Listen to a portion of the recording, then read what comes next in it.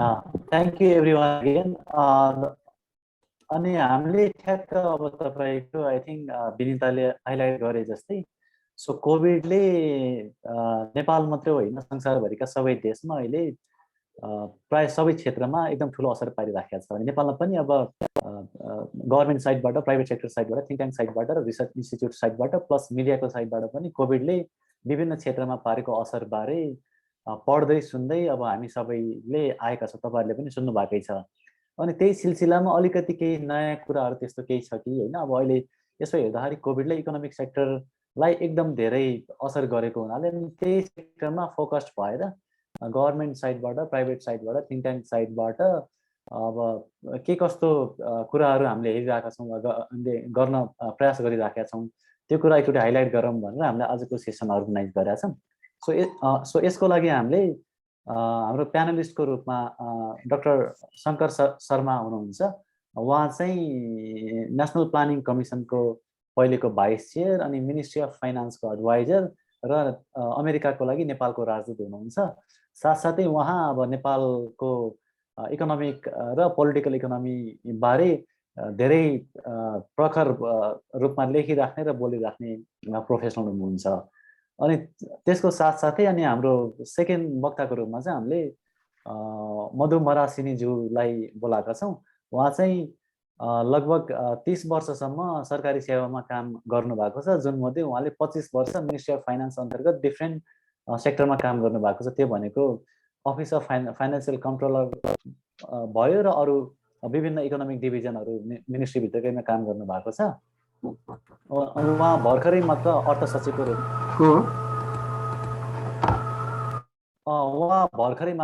अर्थ सचिवको रूपमा जिम्मेवारी लिएर काम गर्दै हुनुहुन्छ।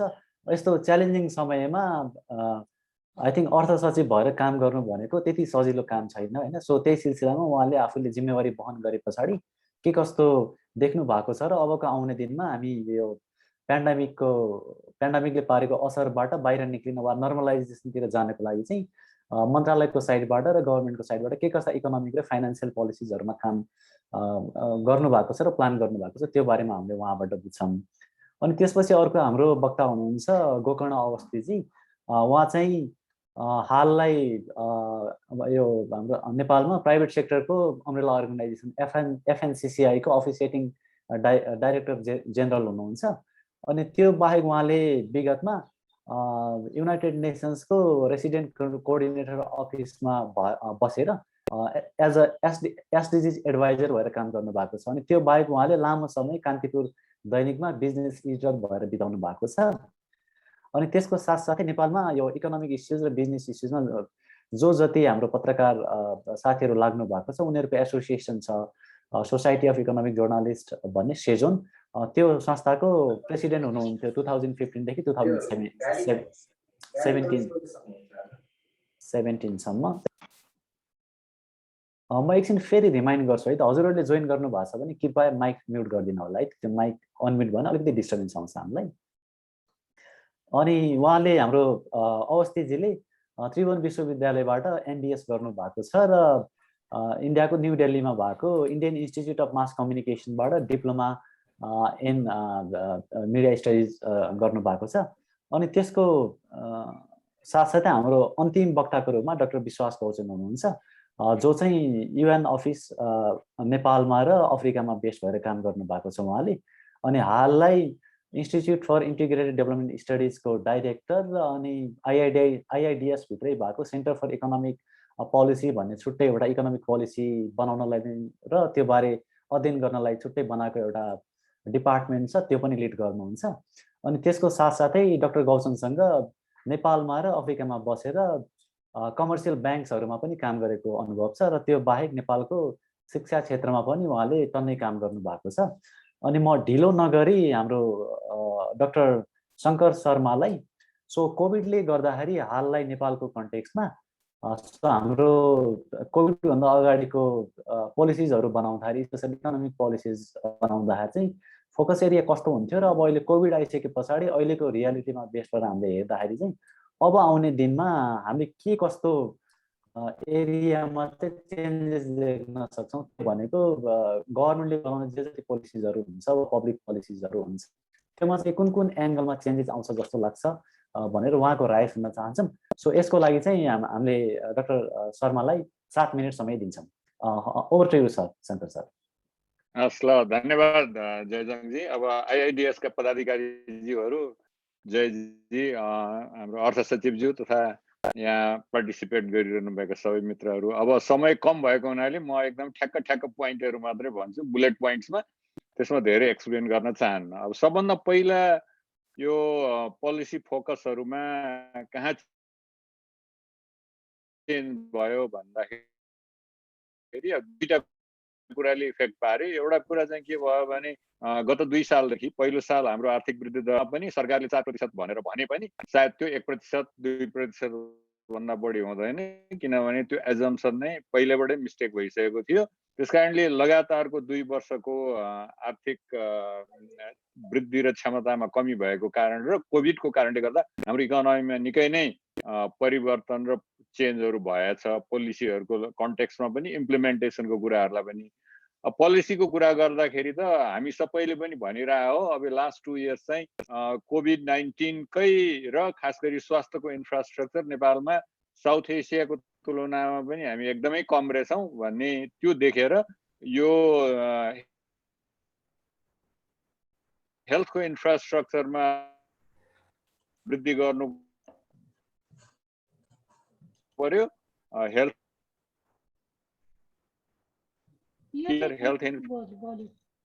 इन्फ्रास्ट्रक्चर हैन, त्यसको म्यान पावरहरू। अब सरकारले पनि आफ्नो बजेट त्यतातिर लगेको छ र सबभन्दा ठुलो त के बाइल्याटरल र मल्टिल्याटरल, खास गरी डेभलपमेन्ट एक्टिभिटी कोभिडसँग रिलेटेड हेल्थ इन्फ्रास्ट्रक्चरमा खर्च गरेको हुनाले र लिएर गएको हुनाले सबभन्दा ठुलो चाहिँ इम्प्याक्ट चाहिँ डेभलपमेन्ट एक्टिभिटिज र इकोनोमिक पोलिसी त्यहीँबाट नै सुरु हुन्छ। तर पनि के भने हेल्थ इन्फ्रास्ट्रक्चरलाई हामीलाई कम्तीमा पनि साउथ एसियाको स्ट्यान्डर्डमा पुर्याउनु पर्ने र अहिलेको कोभिडलाई हामीले चाहिँ कुनै पनि हालत भ्याक्सिनदेखि लगायत इम्प्याक्ट गर्नुपर्ने हुनाले त्यो जायजै हो। अनि दोस्रो ठुलो डिपार्चर भनेको एउटा कुरा के देखियो भने जब क्रिएसनमा धेरै नै रकमहरू सरकारको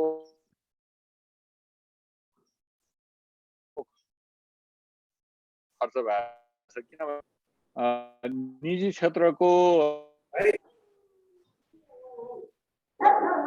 एक्टिभिटिज भयो। नेपालको टोटल भएको थिएन हैनहरूले गर्दाखेरि सरकारले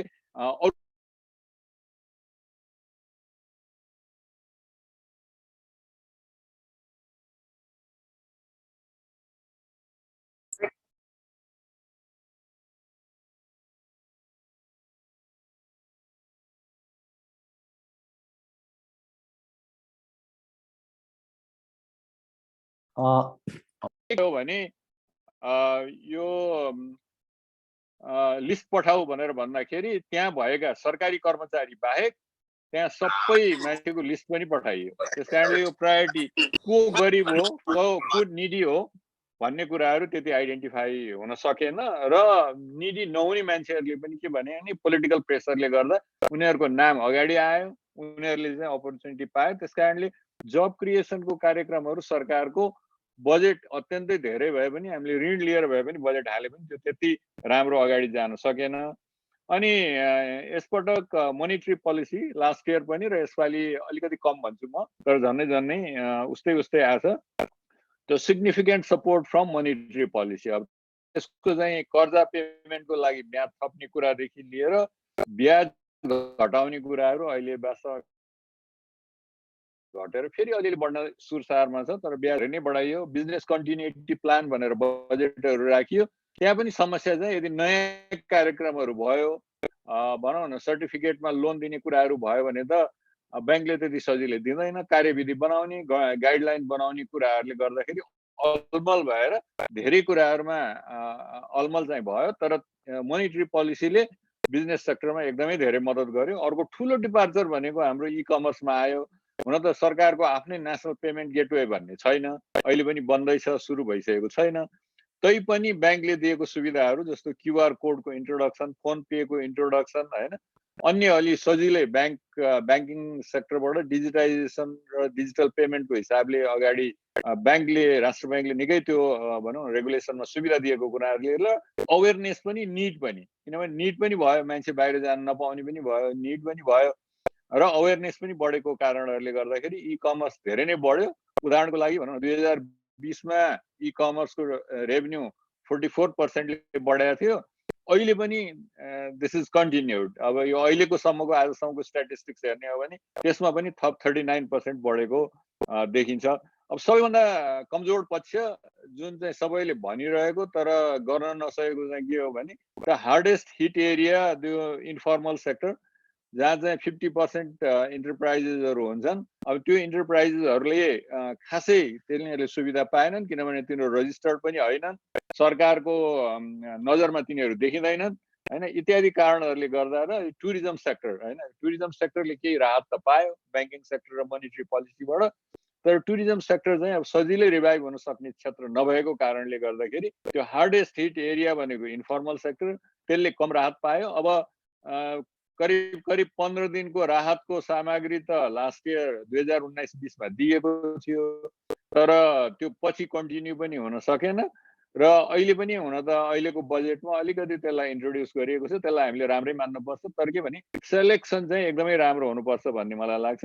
टुरिज्म सेक्टर अब पटक्कै अगाडि बढ्न सकेन, डिस्पाइट धेरै सुझावहरू यसमा आएका थिए हैन, इको टुरिज्म डेभलपमेन्टदेखि लिएर विभिन्न कुराहरू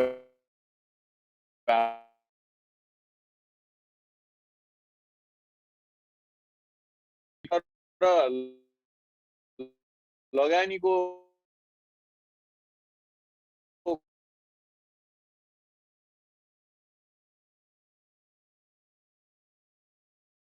हामी 70-71 अवस्थामा पुगेको जस्तो देखिन्छ। अब त्यो बेलामा क्रेडिट ग्रोथहरू पनि ब्याङ्किङ एक्टिभिटिजहरू पनि घट्यो, एफडिआई पनि कम भयो। अब एफडिआई को एक्टहरू वास्तवमा यसो हेर्दाखेरि पहिला भन्दा अलिकति रिजिड भएर आएको देखिन्छ, त्यसलाई हामीले अलिकति एमेन्डमेन्ट गर्नुपर्ने जरुरत छ। अब यही मेन कुराहरू यहाँ भयो, तर कति कुराहरू चाहिँ खास गरी बजेटले भनेका कुराहरू इम्प्लिमेन्टेसनमा आउन चाहिँ अत्यन्तै गाह्रो भयो।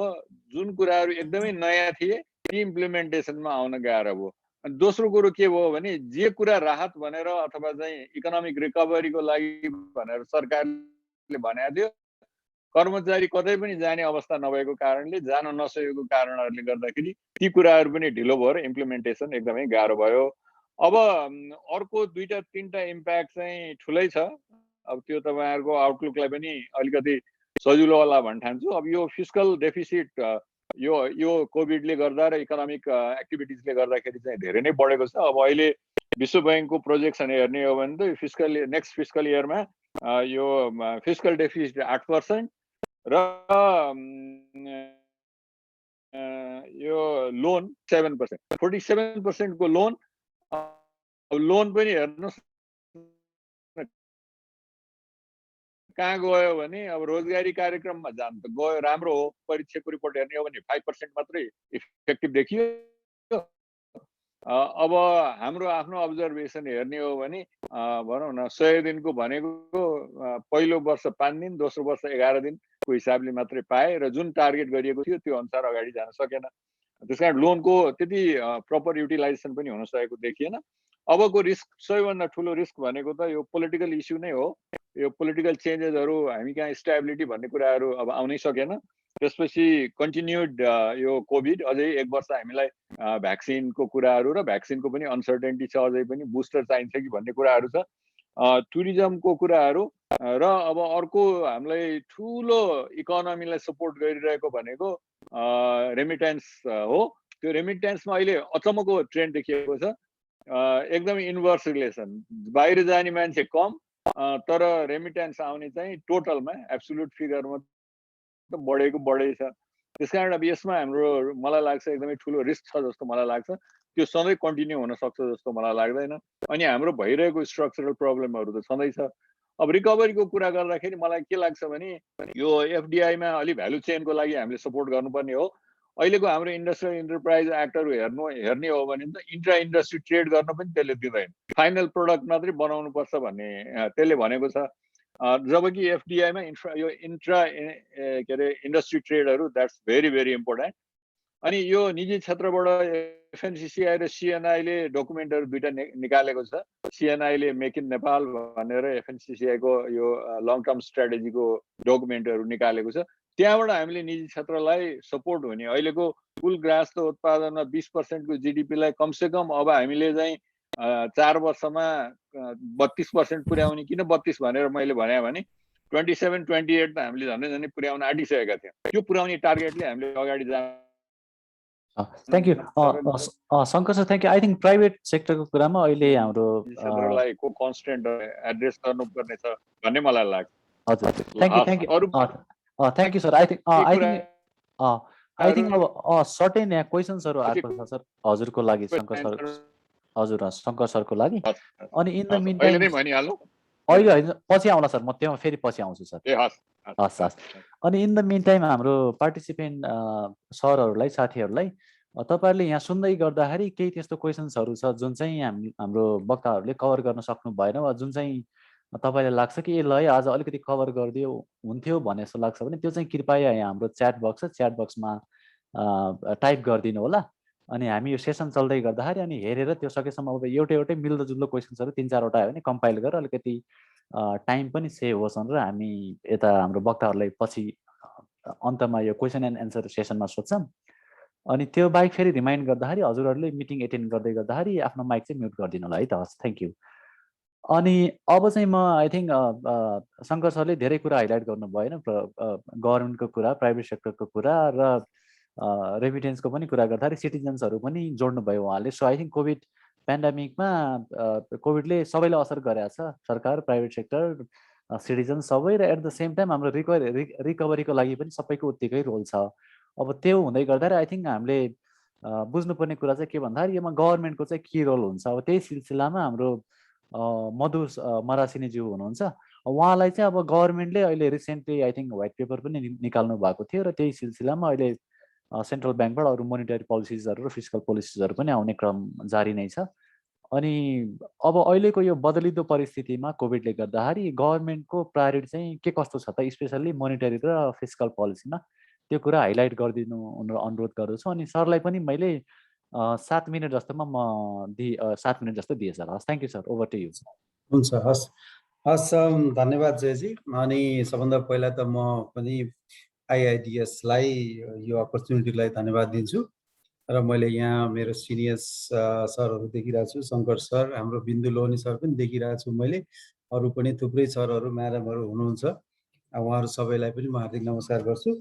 अब जुन यहाँले अब गभर्मेन्टको यो कोभिड रिलेटेड अथवा अहिले कोभिडको अवस्थाबाट अलिकति इकोनोमीलाई कसरी चलायमान गराउने, गभर्मेन्टको फिस्कल पोलिसी र मोनिटरी पोलिसी के छ कसो छ भन्नुभयो, गभर्मेन्टको प्रायोरिटी के छ भन्नुभयो।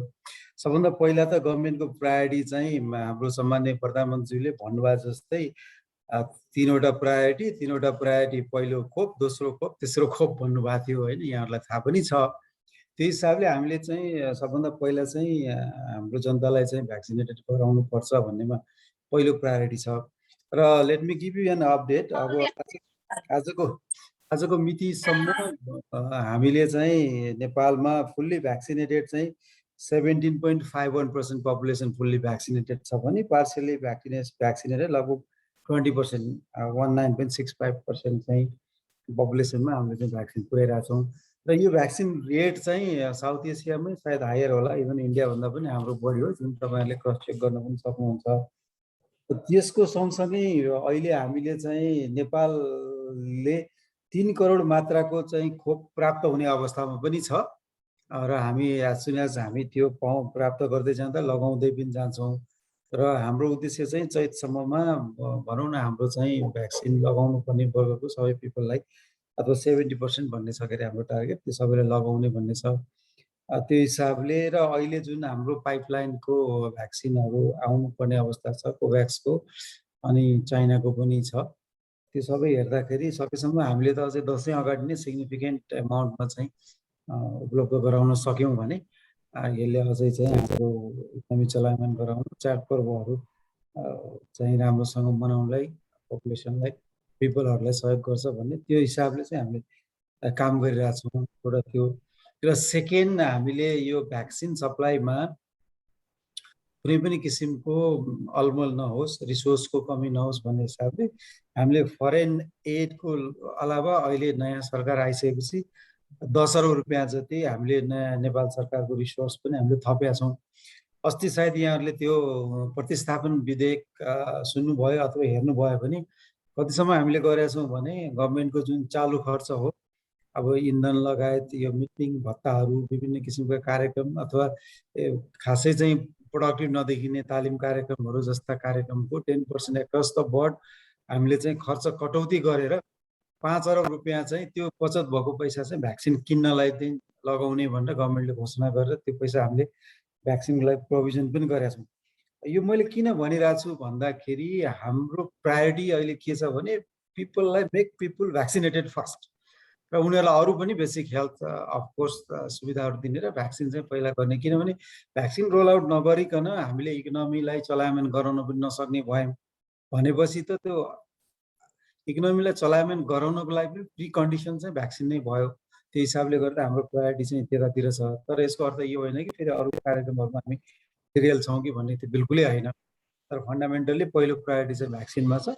त्यसपछि अर्को चाहिँ अघि डाक्टर शङ्कर शर्माले पनि भन्नुभयो, हामीले फिस्कल पोलिसी र मोनिटरी पोलिसीको माध्यमबाट उद्योग व्यवसायहरूलाई यस्तो अवस्थामा पनि उनीहरूलाई सर्भाइभ हुनलाई, रिस्टेट हुनलाई र रन गर्नको लागि चाहिँ सपोर्ट होस् भन्ने हिसाबले फिस्कल पोलिसीको सँगसँगै मोनिटरी पोलिसीबाट पनि गत साल दिएको जति पनि सुविधाहरू थियो त्यसलाई चाहिँ कायम राखेर अझै त्यसलाई अगमेन्ट गरेर, जस्तो हामीले ब्याज अनुदान पोहोर साल 13 अरब रुपियाँ थियो भने अहिले 15 अरब पुर्याएका छौँ। त्यसमा धेरै डिमान्ड देखियो सहुलियतपूर्ण कर्जामा, त्यो पुर्याएका छौँ। पुनर्कर्जाको कार्यक्रम कन्टिन्यू छ, व्यवसाय निरन्तरताको कार्यक्रम कन्टिन्यू छ। अनि यो कर्जा भुक्तानी गर्ने जुन किसिमको म्यादहरू थियो त्यसलाई फेरि हामीले यो वर्षको एन्डसम्म थियो त्यसलाई अर्को वर्षसम्म थपिदिएका छौँ। त्यसको सँगसँगै जुन विभिन्न वर्गमा जाने कर्जा थियो त्यो कर्जालाई पनि हामीले 15 लाखसम्मको कर्जालाई चाहिँ 20 लाख बनाइदिएको छ होइन। अनि यो अरू विभिन्न किसिमको महिलाहरूले, उद्यमीहरूले गर्ने जुन व्यवसायहरू थियो त्यसलाई पनि 15 लाखबाट 20 लाख गरिदिएको छ। अब कृषकहरूको कृषि बिमा चाहिँ जम्मा 50% पाउँथे त्यसलाई 80% गरिदिएको छ। भन्नुको मतलब मैले यहाँ धेरै त होइन तर धेरै चाहिँ अहिले कोभिडबाट अर्थतन्त्रलाई पुनर्स्थापना गर्ने र त्यसलाई चाहिँ स्मुथ रूपमा रन गराए मात्रै चाहिँ हामी इकोनोमिकल्ली हामी भाइबल हुन सक्छौँ, हामीले एक्सपेक्ट गरेको रेभेन्यू आउन सक्छ भन्ने हिसाबले हामीले त्यो प्रायोरिटीमा काम गरिरहेछौँ। एउटा मैले यो भन्न चाहेँ। र दोस्रो कुरा चाहिँ जस्तो अहिले यहाँहरूले अहिलेको बजेट जुन हामीले अस्ति भर्खर प्रतिस्थापन विधेयक ल्यायौँ त्यसमा हेर्नु हो भने यो सबै अहिले मैले भनेको कर्जा, पुनर्कर्जा अथवा म्याद एक्सटेन्सन गर्ने सबै चाहिँ फर्मल सेक्टरको, अर्गनाइज सेक्टरलाई दिएको थियो भने यसपालि विशुद्ध नयाँ चाहिँ के छ भने इन्फर्मल सेक्टर। बिचरा यहाँ काठमाडौँमा चप्पल लिएर थानकोट हामीले कठायौँ तर तिनलाई 1 रुपियाँ पनि केही दिन सकेनौँ होइन। मान्छे रिक्सा चलायो तिनलाई केही दिन सकेनौँ, मजदुरी गर्थ्यो त्यो मजदुरलाई केही दिन सकेनौँ होइन। हाम्रो एप्रोच चाहिँ खालि के भयो भने सजिलो बाटो मात्रै हिँड्यौँ कि हामी। गभर्मेन्टले कहिले पनि रिस्क लिने, च्यालेन्जिङ, त्यो अनरिच्ड वर्ग छ बिचरा इन्फर्मल सेक्टरमा काम गर्छ। अब यसलाई दुरुपयोगै हुन्छ कि दिने मान्छे ट्यापै गर्न सकिँदैन, नदिउँ भन्यो भने त्यो त जहिले पनि राज्यको सेवा सुविधाबाट एक्सक्लुडेड हुने भयो। त्यो कारणले अहिले हामीले बजेटबाट चाहिँ मिनिमम चाहिँ एउटा 5 लाख घरधुरीलाई जसको चाहिँ कुनै पनि आम्दानी छैन, अब जसको फरेन इम्प्लोइमेन्टमा कोही छैन, नेपालको वृद्ध भत्ताहरू पाउने पनि छैन अथवा अरू सोसल सेक्युरिटी केही पनि पाउने छैन भने त्यस्तो वर्गलाई लक्षित गरेर कम्तीमा यो असोज महिना भनेको हामीले चाडबाड लक्षित पनि गरेको हो। 10,000 रुपियाँ फ्यामिली दियौँ भने कम्तीमा उनीहरूले यसो मिठो मसिनो नभए पनि खसरै भए पनि चामल किनेर खान सक्छन् भन्ने हिसाबले एउटा चाहिँ स्किम ल्याएका छौँ। यो क्यास ट्रान्सफरको स्किम चाहिँ हाम्रो लागि नयाँ भए पनि कोभिडको बेला अझै कतिले त्यसलाई ढिलो भए पनि भन्नुभएको छ। हामीले चाहिँ अब यो हिम्मत गरेका छौँ र यसको दुरुपयोग नहोस् भन्ने हिसाबले हामीले स्पष्ट प्यारामिटर्सहरू बनाएका छौँ।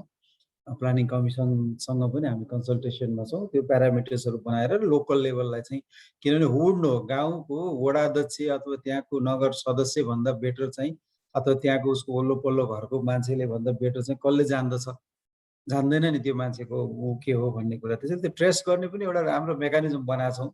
इरर टर्म होला, अब हेर्दै जाउँ भोलि के होला। तर यसले अनि हामीले चाहिँ यो सबै क्यास ट्रान्सफर चाहिँ ब्याङ्किङ च्यानल थ्रु मात्रै हुने गरेका छौँ, मान्छेको अकाउन्टमा मात्रै दिने भन्ने बित्तिकै त्यसले पनि धेरै कन्ट्रोल गर्छ। जुन कुरा मान्छेहरूलाई अहिले क्वेसन भइरहेछ दुरुपयोग हुन्छ कि एकाउन्टमै दिइसकेपछि भोलि त्यो अर्को आम्दानीको स्रोत भएको मान्छेले पनि लिएको रहेछ नि त, त्यसलाई त हामीले मुद्दा मामिला त्यसबाट फिर्ता पनि लिन सक्छौँ। त्यसले गर्दाखेरि हामीले केयरफुल्ली यसमा चाहिँ डिभाइस गरिरहेछौँ। एउटा चाहिँ यो मैले यहाँ भन्नै पर्ने पनि थियो, हाम्रो लागि नयाँ पनि भएको कारणले गर्दाखेरि त्यो गरेका छौँ भने अब अरू पनि हामीले चाहिँ विभिन्न किसिमको सुविधाहरू इकोनोमी चलायमान गराउनको लागि पोरभन्दा अहिले चाहिँ जस्तो एसएमइजहरूको लागि पनि मोनिटरी पोलिसीबाटै पनि एसएमइजहरूलाई जाने कर्जाहरूको चाहिँ हामीले विस्तार गरेको छ, अलिकति सुविधाहरूको विस्तार गरेको छ। एग्रिकल्चर सेक्टरको मैले अघि भनि नै पनि सकेँ। र सँगसँगै अहिले यो नयाँ हामीले प्रतिस्थापन विधेयक ल्याउँदाखेरि बिग इन्भेस्टमेन्टहरूलाई पनि इन्करेज गरेको छ। जस्तो 200 मेगावाटभन्दा बढीको अथवा 300 जनालाई भन्दा बढीलाई रोजगारी दिने खालको त्यस्तो खालको कसैले इन्भेस्टमेन्टहरू ल्याउँछ भने त्यस्तो मान्छेहरूलाई चाहिँ 15 वर्षसम्म पनि हामी बरु इन्कम ट्याक्स लिँदैनौँ भनेको छ होइन। अथवा अरू सुविधाहरू पनि हामी दिन्छौँ भनेर अलिकति चाहिँ इकोनोमी चलायमान गराउनलाई इन्भेस्टमेन्ट आओस् भन्ने हिसाबले विभिन्न स्किमहरू चाहिँ हामीले दिइरहेछौँ। र सँगसँगै अर्को हामी के पनि केयरफुल भइरहेछौँ भन्दाखेरि यो सरकारी पैसा टाइममा खर्च भएन भने हाम्रो जुन चाहिँ क्यापिटल एक्सपेन्डिचर छ जहिले पनि क्वेसनमा पर्छ, त्यसलाई चाहिँ टाइममा चाहिँ खर्च हुने प्रवृत्ति विकास गर्नको लागि अब अहिले हामीले चाहिँ मन्थली टार्गेट नै तोक्ने। जस्तो अब यो 3 महिना त भइहाल्यो, बाँकी 9 महिनामा चाहिँ असोज पछिको असोजको महिना प्रिपरेसनलाई दिएर 3 महिना बाँकी 9 महिनामा चाहिँ हरेक महिना मिनिमम 10% हिसाबले गरेर यसपालि चाहिँ क्यापिटल बजेट चाहिँ 100% चाहिँ खर्च गर्नुपर्छ भनेर हामीले त्यो एउटा खालको प्रोग्राम ल्याएका पनि छौँ। र त्यो कसरी गराउने हामीले मिनिस्ट्रिजहरूबाट त्यो तिमीले गर मात्रै भन्ने होइन, उनीहरूलाई गर्ने उपाय सहित चाहिँ त्यो कुराहरूमा पनि हामीले फेसिलिटेट गर्दैछौँ। त्यसले गर्दाखेरि अलिकति यो क्यापिटल इन्भेस्टमेन्ट पनि बढेर अर्थतन्त्रमा चाहिँ अलिक मनी सप्लाई पनि बढेर र त्यसले चाहिँ क्यापिटल क्रिएसन गर्यो भने त्यसले एडिसनल इम्प्लोइमेन्टहरू पनि जेनेरेट गर्छ भन्ने छ। र त्यसबाहेक सँगसँगै अहिले हामीले एउटा नयाँ कन्सेप्ट पनि ल्याइरहेछौँ। जस्तो 10 करोड रुपियाँसम्मको कुनै प्रोजेक्ट्सहरू कामहरू छ भने लोकल्ली चाहिँ योजहरूलाई परिचालन गरेर अनि प्रतिस्पर्धाको आधारमा फेरि त्यो उपभोक्ता समिति जस्तो गर्ने होइन, फेरि त्यहाँ किनभने पोलिटिक्स धेरै हुने भयो, त्यसरी नगर्ने प्रतिस्पर्धाको आधारमा काम दिने भनेर अलिकति मास इम्प्लोइमेन्ट क्रिएट गर्नु पर्यो कि यो अब हामी सबैलाई थाहा छ। अब अमेरिकाको उदाहरणहरू दिन्छौँ हामीले, त्यति बेला चाहिँ रुजवेल्टले ल्याएको चाहिँ ठुलो न्यू डिलको प्रोग्रामहरू वृक्षारोपण लगायत थुप्रो चाहिँ पब्लिक होस्टका कार्यक्रमहरू अब हाम्रो पब्लिक होस्टको गराउँदाखेरि पिएमएपी प्राइम मिनिस्टर इम्प्लोइमेन्ट प्रोग्रामको त्यति धेरै अब यहाँलाई अघि शङ्कर सरले पनि इन्डिकेट गर्नुभयो, लोन त लियौँ तर त्यो त्यति धेरै रिजल्ट दिएन भन्ने छ। हामीलाई त्यो चिन्ता पनि छ। त्यसैले गर्दाखेरि अलिक नयाँ एप्रोचमा जाउँ। गाउँ गाउँमा 30,000 सहकारी छ तर तिनीहरूको कृषिमा एसएमइजमा चाहिँ इन्भेस्टमेन्ट खासै छैन। तिनको चाहिँ अब उनीहरूले एउटा भगिनी संस्था खोलेर 50% जति त्यतातिर इन्भेस्ट गर्नुपर्ने भन्यो भने त गाउँ गाउँमा एक खालको चाहिँ हामीले क्रान्ति नै ल्याउन सक्छौँ। इकोनोमिक एक्टिभिटिजहरू पुनः चाहिँ चलायमान गर केही गाह्रो चाहिँ छ यो, किनभने एक खालको प्याराडाइम सिफ्ट गर्न खोजिरहेछौँ हामीले। अलिकति गाह्रो त होला, तर यो गाह्रो भए पनि हामी चाहिँ यो केही गर्ने भनेर अलिक नयाँ बोलाउँछौँ, गर्ने भनेर केही नयाँ कुराहरू ल्याएका छौँ। च्यालेन्जिङ चाहिँ छ, तर अब यो हामीलाई पनि के फिल भएको छ भने यो बिजनेस एज युजुअलमा बसेर काम हुँदैन भन्नेमा हामी त्यत्तिकै छौँ। सँगसँगै हामीले फेरि यस्ता खालका नयाँ स्किमहरू ल्याउँदाखेरि हामी यो फिस्कल डिसिप्लिन मेन्टेन गर्नको लागि पनि त्यत्तिकै सरकारी खर्च पनि अलिकति भनौँ न क्रेडिबल्ली होस् भनेर अब यो बजेटै नभएका चाहिँ 14-1500 सानसाना आएछन्, 24 लाखको योजना केन्द्रले गरेर के गर्ने त्यस्ता खालका सडक योजनाहरू हामीले रोका गरेर खालि अब ठेक्का भइसकेको जसले गर्न सक्ने गर्न हुने डिपिआर भएको मात्रै गर्ने भनेर हाम्रो खर्चलाई पनि अलिकति चाहिँ रोबस्ट बनाउने हिसाबले लागिरहेछौँ भने सरकारी खर्चलाई अरू डिसिप्लिन बनाउनको लागि यो बजेटमै अनफन्डेड लायबिलिटिजहरू क्रिएट गर्ने खालको स्रोत सुनिश्चितता यस्ता खालका कुराहरू पनि नगर्ने भनेर त्यतातिर पनि हामी लागिरहेछौँ। हुन्छ Madhu sir thank you. I think so I think बाँकी कुरामा चाहिँ हामी अहिले क्युएनए सेसनमा फेरि आउँला सर। हजुरको लागि पनि यहाँ दुई तिनवटा क्वेसन आएको छ। अनि म ढिला नगरी हाम्रो नेक्स्ट स्पिकर गोकर्ण अवस्थीज्यूलाई रिक्वेस्ट गर्नुभन्दा अगाडि म अगेन डाक्टर शङ्कर शर्मा र हाम्रो मधु मलासिनीज्यूलाई फेरि एकचोटि धन्यवाद दिन चाहन्छु। र हाम्रो अवस्थीज्यूलाई चाहिँ उहाँको एक्सपिरियन्स अहिलेसम्मको प्राइभेट सेक्टरमा काम गर्नुभएको छ र युनाइटेड नेसन्ससँग चाहिँ एसडिजिजमै काम गरिराख्नु भएको हुनाले अनि अहिले तपाईँहरूले पनि ग्लोबल्ली हेर्दाखेरि वा हाम्रो आई थिङ्क साउथ एसियाको कन्टेक्समा होला वा अरू कन्टेक्सहरूमा हेर्दाखेरि अब सस्टेनेबल डेभलपमेन्ट गोल्स जुन चाहिँ 2030 को डेडलाइन राखेर सेटअप भएको थियो 2015तिर, अब अहिले कोभिडले गर्दाखेरि धेरैतिर शङ्का उपशङ्का चाहिँ के छ भन्दाखेरि कोभिडले धेरै कन्ट्रिजहरूले अब एसडिजी टार्गेट चाहिँ मिस गर्ने हो कि भन्ने शङ्का छ। त्यो चाहिँ अब हामीले अहिले यसो हेर्दाखेरि जति पनि रिसर्च भएको छ अहिले त्यो गोलहरूमा बेस गरेर हेर्दाखेरि चाहिँ ल अब अरू कन्ट्रीहरू पनि हो र अब नेपालले पनि मिस गर्ने हो कि भन्ने त्योमा धेरै क्वेसन्सहरू उब्जेको छ। सो म अवस्थीजीलाई चाहिँ नेपालमा कोभिडले गर्दाखेरि प्राइभेट सेक्टरले के कस्तो असर झेल्नु पर्यो र अब आउने दिनमा यो नर्मलाइजेसनको लागि प्राइभेट सेक्टरले के कस्तो रोल खेल्न सक्छ भन्ने एउटा कुरा भयो। अनि अर्को चाहिँ कोभिडले गर्दाखेरि नेपालले अब एसडिजी टार्गेट जुन हामीले सेटअप गरेको थियो त्यो मिट गर्नमा के कस्तो च्यालेन्जेसहरू उहाँले देख्नुहुन्छ त्यो कुरा पनि हाइलाइट गरिदिनु भयो भने हामी धन्य हुने थियौँ। त्यसको लागि मैले गोकर्ण सरलाई अगेन मैले 7-8 मिनट जस्तो दिएँ है त। हस् धन्यवाद जयजी। सचिवज्यू डाक्टर शर्मा, डाक्टर लोहनी पनि मैले देखेँ, डाक्टर अन्य दिपेन्द्र बहादुर छेत्रीज्यूलाई पनि देखेँ मैले, पूर्व गभर्नर र यहाँ उपस्थित सबै गण्यमान्य व्यक्तित्वहरू र आइआइडिएस का सम्पूर्ण मित्रहरू, मलाई पनि यो अवसर दिनुभएकोमा धन्यवाद। खासमा आज शेखरजी जोइन गर्नुपर्ने थियो, उहाँ बाहिर हुनुभयो भएर मैले उहाँलाई प्रतिनिधित्व गर्दैछु। प्राइभेट सेक्टरले कस्तो झेल्नु पर्यो भन्ने कुरा चाहिँ डाक्टर शर्माले पनि अघि भनिसक्नुभयो र नेपालको निजी क्षेत्र विशेष गरी फर्मल सेक्टरमा पर्यटन र केही साना तथा पर्यटनमा आश्रित र केही साना तथा मझौला उद्यम बाहेक अरू चाहिँ बिस्तारै रिभाइभ गर्न थालिसकेको अवस्था छ। तथ्याङ्क नै हेर्ने हो भने अब आन्तरिक राजस्व नै 95% लक्ष्यको उठेछ लास्ट इयर। त्यो भने चाहिँ देशभित्र इकोनोमिक एक्टिभिटीहरू भएकै देखाउँछ। प्यान नम्बर नै 7.8 लाख प्यान कार्डहरू इस्यु भएछ, प्यान लिनेहरू थपिएछ। भन्नुको मतलब हामी सुधारोन्मुख छौँ निजी क्षेत्र, त्यही भएर हामी आशावादी पनि छौँ। र पर्यटनमा आश्रित उद्योगहरू जस्तो पुष्प व्यवसाय जस्ता र केही एसएमइजहरू र अघि मधुजीले भने जस्तो इन्फर्मल सेक्टर चाहिँ अझै पनि, किनभने त्यो हाम्रो नोटिसमा नआइसकेको भएको कारणले कस्तो समस्या छ के छ भन्ने कुरा नै हामीले बुझ्न नसकेकोले राहत दिन सकिने अवस्था पनि रहेन र एक्टिभिटी पनि हुन सकेन।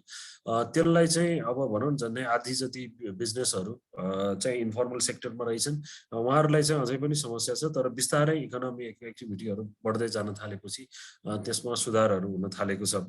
अब के गर्नुपर्छ भन्दाखेरि अब यो समस्याको कुराहरू धेरै नै गऱ्यौँ, हामीले के गर्नुपर्छ भनेर चाहिँ अघि डाक्टर शर्माले पनि एउटा एफएनसिसिआईको कुरा गर्नुभएको थियो। यो एउटा हामीले यो नेसनल इकोनोमिक ट्रान्सफर्मेसन 2030 भनेर एउटा भिजन डकुमेन्ट ल्याएका छौँ। यसको हामी इम्प्लिमेन्टेसनहरू सुरु गर्न थालेका छौँ र त्यसमा हामीलाई सरकार र यहाँ उपस्थित तपाईँहरू जस्तो लगायत अरू सबैको सहयोग चाहिन्छ, किनभने हामी आफै गर्न सक्दैनौँ। यही अन्तर्गत हामीले 2-3वटा कामहरू गरिरहेछौँ। जस्तो एसएमइजलाई मुख्य समस्या चाहिँ अहिले क्रेडिटको छ, लोनको समस्या भएर हामीले चाहिँ एसएमइज र स्टार्टअपलाई चाहिँ परियोजनामा धितो दिन, परियोजना धितोमा कर्जा दिन सकिने सम्भावनाको अध्ययन गरेका छौँ।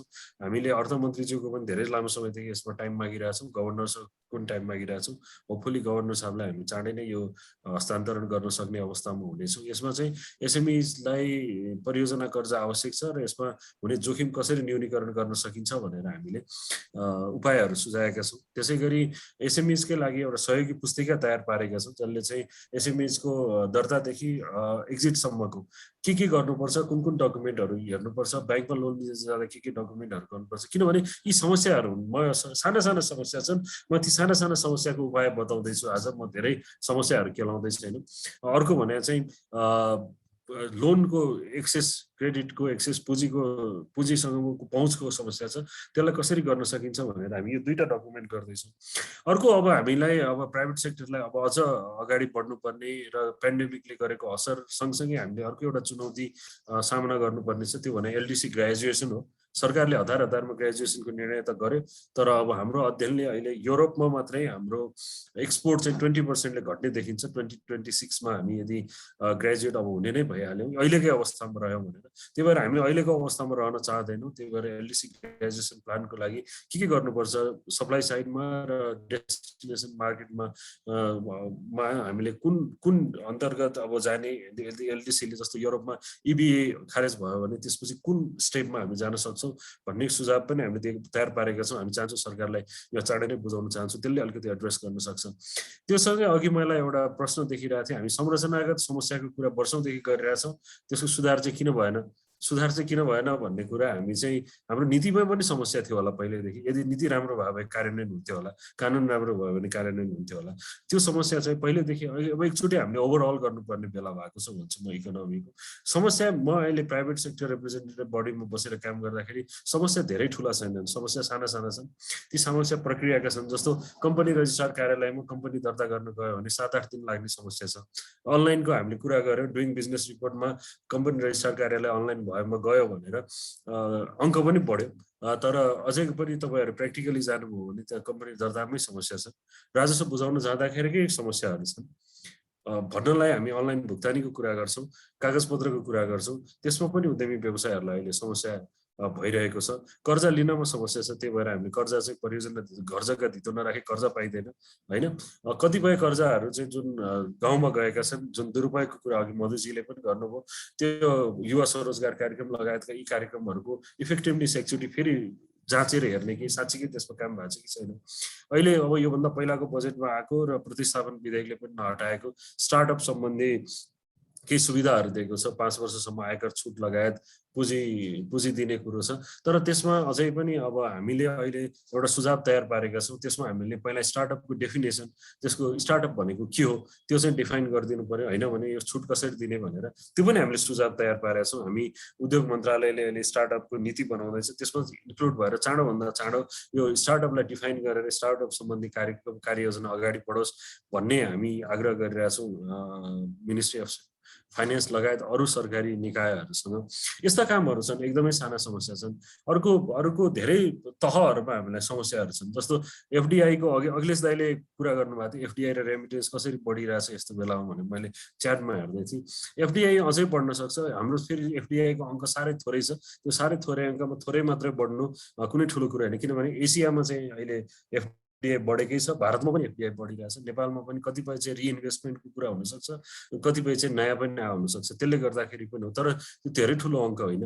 र हामीले वान स्टप सर्भिस सेन्टर खोल्यौँ, तर त्यसले अहिले आएर के हुँदैछ भने त्यहाँ केही पनि निर्णय नहुने, त्यहाँ पुगेको फाइल फेरि सम्बन्धित निकायमै लैजानु पर्ने भएको छ। त्यसले गर्दा एक तहको अर्को एउटा तह हामीले डकुमेन्ट बुझाउने ठाउँ थपिएको छ। यी यावत समस्याहरू छन्। यी यावत साना समस्याहरूलाई चाहिँ एड्रेस गरिदिनुहोस् भनेर भनेका छौँ। त्यो कुरा हामीले यसमा पनि राखेका छौँ। र अहिलेको सरकारले मौद्रिक नीति र यो तपाईँहरूलाई चाहिँ एक्सेसको लागि fncci.org मा तपाईँले सुरुमै लगइन गर्ने बित्तिकै यो चिज देख्नुहुन्छ। यहाँहरू विद्युत वर्गहरू हुन्छ, एकचोटि हेरिदिनुहोस्, फिडब्याक दिनुहोस् भन्ने मेरो आग्रह हो। यसलाई अझै कसरी कार्यान्वयन गर्न सकिन्छ भनेर यी समस्याहरू छन्। यसलाई समाधान गर्न सकिने उपाय हामीसँग छ, यहाँ उपायहरू छन्। यो उपायमा हामी सरकारसँग सहकार्य गर्न खोजिरहेछौँ।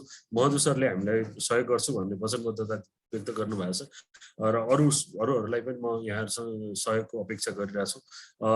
यो भयो निजी क्षेत्रको कुरा। म आशावादी छु अझै पनि हामी झन्डै 8 देखि 10% को आर्थिक वृद्धि सम्भव हुन सक्छ यो वर्ष। तर अनफर्चुनेटली फेरि राजनीतिक किचलोमा हामी प्रवेश गरेका छौँ। बजेट अब 4-5 दिन चाहिँ खर्चै गर्न नसक्ने अवस्थामा पुग्ने हो कि भनेर अर्थमन्त्रीज्यूकै स्टेटमेन्ट आज आएको छ। यो अवस्थाले फेरि राजनीतिलाई, अब मैले अहिले धेरै व्याख्या गरिनँ, तर यहाँहरूले राजनीतिक कालखण्ड हेर्नुभयो भने राजनीतिक अस्थिरता भएको समयमा अर्थतन्त्रको ग्रोथ रेट चाहिँ एकदमै कम छ। र अर्को सबभन्दा इम्पोर्टेन्ट र सबैभन्दा महत्त्वपूर्ण कुरा भनेको चाहिँ के हो भने निजी क्षेत्रले 77.9% क्यापिटल फर्मेसन गर्छ यो मुलुकमा। निजी क्षेत्रलाई चाहिँ काम गर्ने र फस्टाउने मौकामा चाहिँ कहीँ पनि कन्जुसाइ नहोस्। डाक्टर शर्माले पनि अघि जति पनि तथ्याङ्क दिनुभयो त्यो सबै निजी क्षेत्र, प्राइभेट सेक्टर सेक्टर प्राइभेट बिजनेसले गर्ने कुरा हो। कहीँ कतै समस्या होला, कहीँ कतै बदमासी होला, त्यसलाई एड्रेस गर्दै जाउँला, तर काम गर्ने चाहिँ निजी क्षेत्र हो, त्यसलाई अगाडि बढ्न दिनुपर्छ भन्ने हो। र अब धेरै समय छैन मलाई। अब गोकर्णजीले आई थिङ्क 2 मिनट जस्तोमा अब कोभिडले गर्दा एसडिजिजमा के कस्तो असर 2 गर्न सक्छ मिनटले अब एसडिजीमा म 2 मिनटमै सिद्ध्याउँछु। एसडिजीमा किनभने एसडिजी 17वटा गोल, अब नेपालले नै 479वटा त इन्डिकेटर राखेको छ, जुन आवश्यक थियो थिएन त्यो पछि चर्चा गरौँला। तर अहिले सबभन्दा धेरै समस्या चाहिँ मेरो विचारमा अब हेल्थ एजुकेसन गोल 3-4 मा चाहिँ पर्छ नै, किनभने हेल्थमा त पर्यो नै, हेल्थ क्राइसिसहरू जसले अन्यत्र पनि समस्या पर्यो। अब नेपालकै हकमा हेर्ने हो भने गोल 1 मा पोभर्टीमा हामी झन्डै 12 लाख थप जनसङ्ख्या गरिबीको रेखामुनि गएको योजना आएकै कुराहरू छन्। भूकम्पले 7 लाख मात्रै भन्ने देखाएको थियो त्यति बेला पिडिएनएले, भनेपछि अझै यो सङ्ख्या बढ्न सक्छ, किनभने इन्फर्मल सेक्टरमा हामीले धेरै अध्ययनहरू गरिसकेका छैनौँ। गोल 1 मा असर गर्छ, गोल 2 मा असर गर्छ, 3 मा असर गर्छ। गोल 2 मा हङ्गरको स्थितिमा हामीलाई पक्कै पनि असर गर्छ। 3-4 एजुकेसनको हकमा चाहिँ अहिले ड्रप आउट बढ्न सक्छ कि भनेर ग्लोबली चिन्ताको विषय छ। नेपालमा पनि यो समस्या छ, विशेष गरी बालिकाहरू छात्राहरूको चाहिँ 2-3 वर्ष ग्याप हुँदाखेरि चाहिँ उहाँहरू चाहिँ विद्यालय नै नजाने हुन् कि भन्ने एउटा चिन्ता चाहिँ नेपालमा पनि छ। यो अनलाइन सेवा त्यति अध्ययन चाहिँ गाउँतिर त्यति प्रभावकारी हुन सकेको छैन। त्यसपछि हिंसा, महिला समानता, के अरे लैङ्गिक समानताका कुराहरूमा पनि हिंसाका कुराहरू बढेको लकडाउनका कारणले भन्ने छ। त्यसै गरी गोल 10 मा इनइक्वालिटी डेफिनेटली यसले बढाउँछ र अरूमा चाहिँ मोडरेट खालको असरहरू पर्न सक्छ। मैले एकदम छोटो भएर भने र गोल 17 डेभलपमेन्ट फर पार्टनरसिपमा पनि हाम्रो अब वैदेशिक अवस्था हेर्ने हो भने चाहिँ जुन एकदमै तल अवस्थामै नै धेरै बढ्न सकेको छैन। त्यसको लागि पनि निजी क्षेत्रलाई एसडिजीमा म छोटकरीमा यसलाई के गर्नुपर्छ भनेर म भनिदिइहाल्छु। 2टा कुरा एसडिजीको लागि यदि यसलाई सक्सेस बनाउने भने 2टा मात्रै कुरा म अहिले सजेस्ट गर्छु। एउटा भनेको चाहिँ प्राइभेट सेक्टरको पार्टिसिपेसन एसडिजी कार्यान्वयनको लागि, र दोस्रो भनेको एसडिजी लोकलाइजेसन हो, जुन चाहिँ अहिले हामी फेडरल स्टेजमा फेडरल संरचनामा गइसकेपछि गाउँ, प्रदेश र स्थानीय तहलाई पनि एसडिजीको बारेमा बुझाउनु पर्ने, यसको आवश्यकता, र केन्द्र सरकारले बजेट दिएकै अवस्था छ र पुँजीगत खर्चहरू नभइरहेको अवस्था छ। केन्द्रमा पनि अहिले 100% गर्छु भन्नुभयो सचिवज्यूले। यो कुराहरूमा चाहिँ अलिकति अवेर, 2टा कुरा मात्रै, मैले अहिले धेरै समय छैन, पछि कुनै बेला चर्चा गरौँला। प्राइभेट सेक्टर पार्टिसिपेसन र लोकलाइजेसन 2टामा अलिकति काम गर्न सक्यो भने केही गोलहरूमा हामी केही लक्ष्यहरू चाहिँ हामी प्राप्त गर्न सक्छौँ। तर हामीले एम्बिसियस बनाएका छौँ डकुमेन्ट, 479वटा त इन्डिकेटरहरू राखेका छौँ, कतिपय त्यसको त बेसलाइन पनि छैन, त्यो सबै त नहोला, तर हामी धेरै निराश भइहाल्नुपर्ने अहिले अवस्था म देख्दिनँ। तर मुख्य कुरो चाहिँ प्राइभेट सेक्टरको पार्टिसिपेसन चाहिँ बढाउनु पर्नेमा सबैले चाहिँ पोजिटिभली हेरिदिनुपर्छ भन्ने चाहिँ मेरो धारणा हो। धन्यवाद। धन्यवाद Gokarna sir. So I think Gokarna सरले हाइलाइट गर्नु भएको जस्तै, सो प्राइभेट सेक्टर भनेको अब आई थिङ्क कुनै पनि इकोनोमीको लागि एकदम क्रुसियल रोल प्ले गर्छ होइन त। सो इकोनोमिक ग्रोथ होला, जब क्रिएसन होला सबैको लागि। र अहिले कोभिडले गर्दाखेरि नेपालको प्राइभेट सेक्टर पनि एकदम धेरै सफर गरेको छ। र अब उहाँले धेरै कुरा हाइलाइट गर्नुभयो। बाँकी कुरा चाहिँ तपाईँहरूसँग केही त्यस्तो क्वेसन्सहरू छ भने हाम्रो च्याट बक्समा टाइप गरिदिनु होला, अनि हामी अहिले अलिकति डिटेलमा Q&A सेसनमा अहिले डिस्कस गरौँला। अनि अब ढिला नगरी हाम्रो अन्तिम वक्ता डाक्टर विश्वास गौचन हुनुहुन्छ। अनि हामीले अहिले हेर्दाखेरि कस्तो देख्यो भन्दाखेरि यो चाहिँ ग्लोबल्ली भएको फिनोमिना होइन। सो कोभिड स्टार्ट भयो र मोस्ट अफ द कन्ट्रिजमा ट्राभल रेस्ट्रिक्सन्स आयो, लकडाउन आयो। त्यस पछाडि फिजिकल अफिसहरू बन्द भएर घरबाट काम गर्न थाल्यौँ हामीले, गभर्मेन्ट साइडतिर र प्राइभेट साइडतिर र डेभलपमेन्ट पार्टनर्सहरूको साइडतिर पनि। अनि त्यसले गर्दाखेरि अर्को कुरा भनेको चाहिँ अब सबै मान्छेले घरमा बसेर एकदम त्यो अपडेट हुने एकदम सजिलो मिडियम भनेको न्युज मिडिया र सोसियल मिडिया भयो। अनि जहाँ चाहिँ अब आई थिङ्क कोभिडसँग रिलेटेड साँचो कुरा पनि र झुटो कुरा पनि, जसलाई हामीले मिसइन्फर्मेसन वा डिसइन्फर्मेसन भन्छौँ, त्यो पनि देख्यौँ हामीले। अनि अब बाहिरको कन्टेक्स्टमा हेर्दाखेरि हामीले कस्तो पनि देख्यौँ भन्दाखेरि अब गभर्मेन्टले आफ्नो साइडबाट एक लेभल ट्राई गरेर इभिडेन्सहरू जेनेरेट गर्न ट्राई गरिरहेको थियो कोभिडको बारेमा, जसले गर्दाखेरि गभर्मेन्टलाई कोभिड इन्टरभेन गर्न सजिलो होस् भनेर। अनि त्यसको साथसाथै अलिकति हामी ग्लोबल साउथ कन्ट्रिजमा गयौँ भने कस्तो समस्या देखियो भने अब कोभिडले एकदम धेरै आक्रान्त पारेको छ। गभर्मेन्टको सबै भएको ह्युमन क्यापासिटी र रिसोर्सेसहरू कोभिड इन्टरभेन्सनमा लाए, तर इभिडेन्स जेनेरेसनमा चाहिँ खासै धेरै इफोर्ट लाउन पाएनन् उनीहरूले चाहँदै पनि। आई थिङ्क त्यो कुरा चाहिँ अब नेपालको केसमा पनि हामीले केही हदसम्म हामीले फिल गऱ्यौँ होइन। सो त्यसको लागि डाक्टर गौचन जो चाहिँ अब अहिले आइएडिएसको डाइरेक्टर हुन्छ अनि थिङ्क ट्याङ्क रिप्रेजेन्ट गर्ने भएको हुनाले अब आई थिङ्क यो कोभिड पेन्डामिक वा यस्तै समस्या आउँदाखेरि जतिखेर गभर्मेन्टले आफ्नो भएको फुल क्यापासिटी र रिसोर्स चाहिँ यस्तो इफोर्ट इन्टरभेनमा लाउनुपर्छ, त्यस्तो बेला कन्ट्रीमा थिङ्क ट्याङ्क र रिसर्च इन्स्टिट्युसन्सहरूले के कस्तो इफोर्ट लाउन सक्छन् जसले गर्दाखेरि गभर्मेन्टलाई उसको इन्टरभेन्सनमा सजिलो होस् भन्ने कुरा भयो। र आइएडिएसको साइडबाट चाहिँ आई थिङ्क कोभिडसँग रिलेटेड के कस्तो कुरामा काम गऱ्यौँ हामीले जसले गर्दाखेरि नेपालमा भएको गभर्मेन्ट सेक्टर, प्राइभेट सेक्टर र डेभलपमेन्ट पार्टनर्सहरूलाई सपोर्ट हुनसक्छ भन्ने कुरा चाहिँ हाइलाइट गरिदिनु हुन म विश्वास सरलाई रिक्वेस्ट गर्छु। अनि विश्वास सरलाई मैले यसको लागि 7 मिनट दिएँ है त विश्वास सर। Thank you Jayaji. अर्थ सचिवज्यू, योजना आयोगका पूर्व उपाध्यक्षज्यू लगायत सम्पूर्ण उपस्थित साथीहरूलाई मेरो हार्दिक अभिवादन। र यो कोभिडको समय हाम्रो लागि असाध्यै च्यालेन्जिङ छ। लास्ट 1.5 इयर्स हामीले कोभिडको विभिन्न असरहरू भोगिराखेका छौँ। अब हरेक चिजको सबै नराम्रो पाटो मात्र हुँदैन, केही डेफिनेटली राम्रा पाटाहरू पनि छन्, तर चाहिँ हाम्रो ओभरअल अर्थतन्त्रमा चाहिँ धेरै जसो नेगेटिभ इम्प्याक्ट नै बढी देखिन्छ। र हामीले यो मार्च 2020मा लकडाउन सुरु भएको अवस्था थियो नेपालमा, र त्यो लगत्तै हामीले एउटा ऱ्यापिड एसेसमेन्ट भनेर कोभिड इम्प्याक्ट चाहिँ कस्तो किसिमले नेपालको इकोनोमीमा कस्तो किसिमको इम्प्याक्ट पर्ला भन्ने किसिमले युएनडिपीको सहयोगमा हामीले एउटा ऱ्यापिड इम्प्याक्ट एसेसमेन्ट गरेको थियौँ। र त्यो गर्दाखेरि हामीले अब यो पेन्डामिकले चाहिँ कुन कुन सेक्टरहरूलाई बढी इफेक्ट गर्न सक्छन् भनेर आइडेन्टिफाई गरेर अनि ती सेक्टरका स्टेक होल्डर्सहरूसँग लगायत गभर्मेन्टसँग हामीले चाहिँ छलफल गरेर एउटा लगभग 5 हप्तामा एउटा लामै हामीले रिपोर्ट निकालेका थियौँ। र त्यसको आधारमा हामीले चाहिँ के गर्न सकिन्छ त, के रेकमेन्डेसन्सहरू भेरी स्पेसिफिक चाहिँ इमिडिएटली गर्न सक्ने चिजहरू र मिडियम टर्ममा र लङ टर्ममा हामीले गर्नुपर्ने र स्पेसली स्ट्रक्चरल इस्युजहरूलाई पनि हामीले समेटेर हामीले रिपोर्ट तयार गरेका थियौँ। तर त्यसमा त्यो गर्दै जाँदाखेरि हामीलाई एक दुईवटा अनुभव के भयो भनेदेखि नेपालमा चाहिँ अलिकति यो डेटाको अभाइलेबिलिटी र अर्को चाहिँ क्वालिटी अफ डेटा चाहिँ असाध्यै गाह्रो चिज। हुन त हामी रिसर्च गर्दाखेरि आफैले पनि चाहिँ सर्टेन डेटाहरू आफैले पनि जेनेरेट गर्छौँ, तर धेरै जसो डेटाहरू चाहिँ अब सेकेन्डरी डेटामै रिलाइ गर्नुपर्ने भएको कारणले गर्दाखेरि हामीले त्यो डेटाहरू खोज्दाखेरि चाहिँ त्यो एभाइलेबल नभएको अवस्था।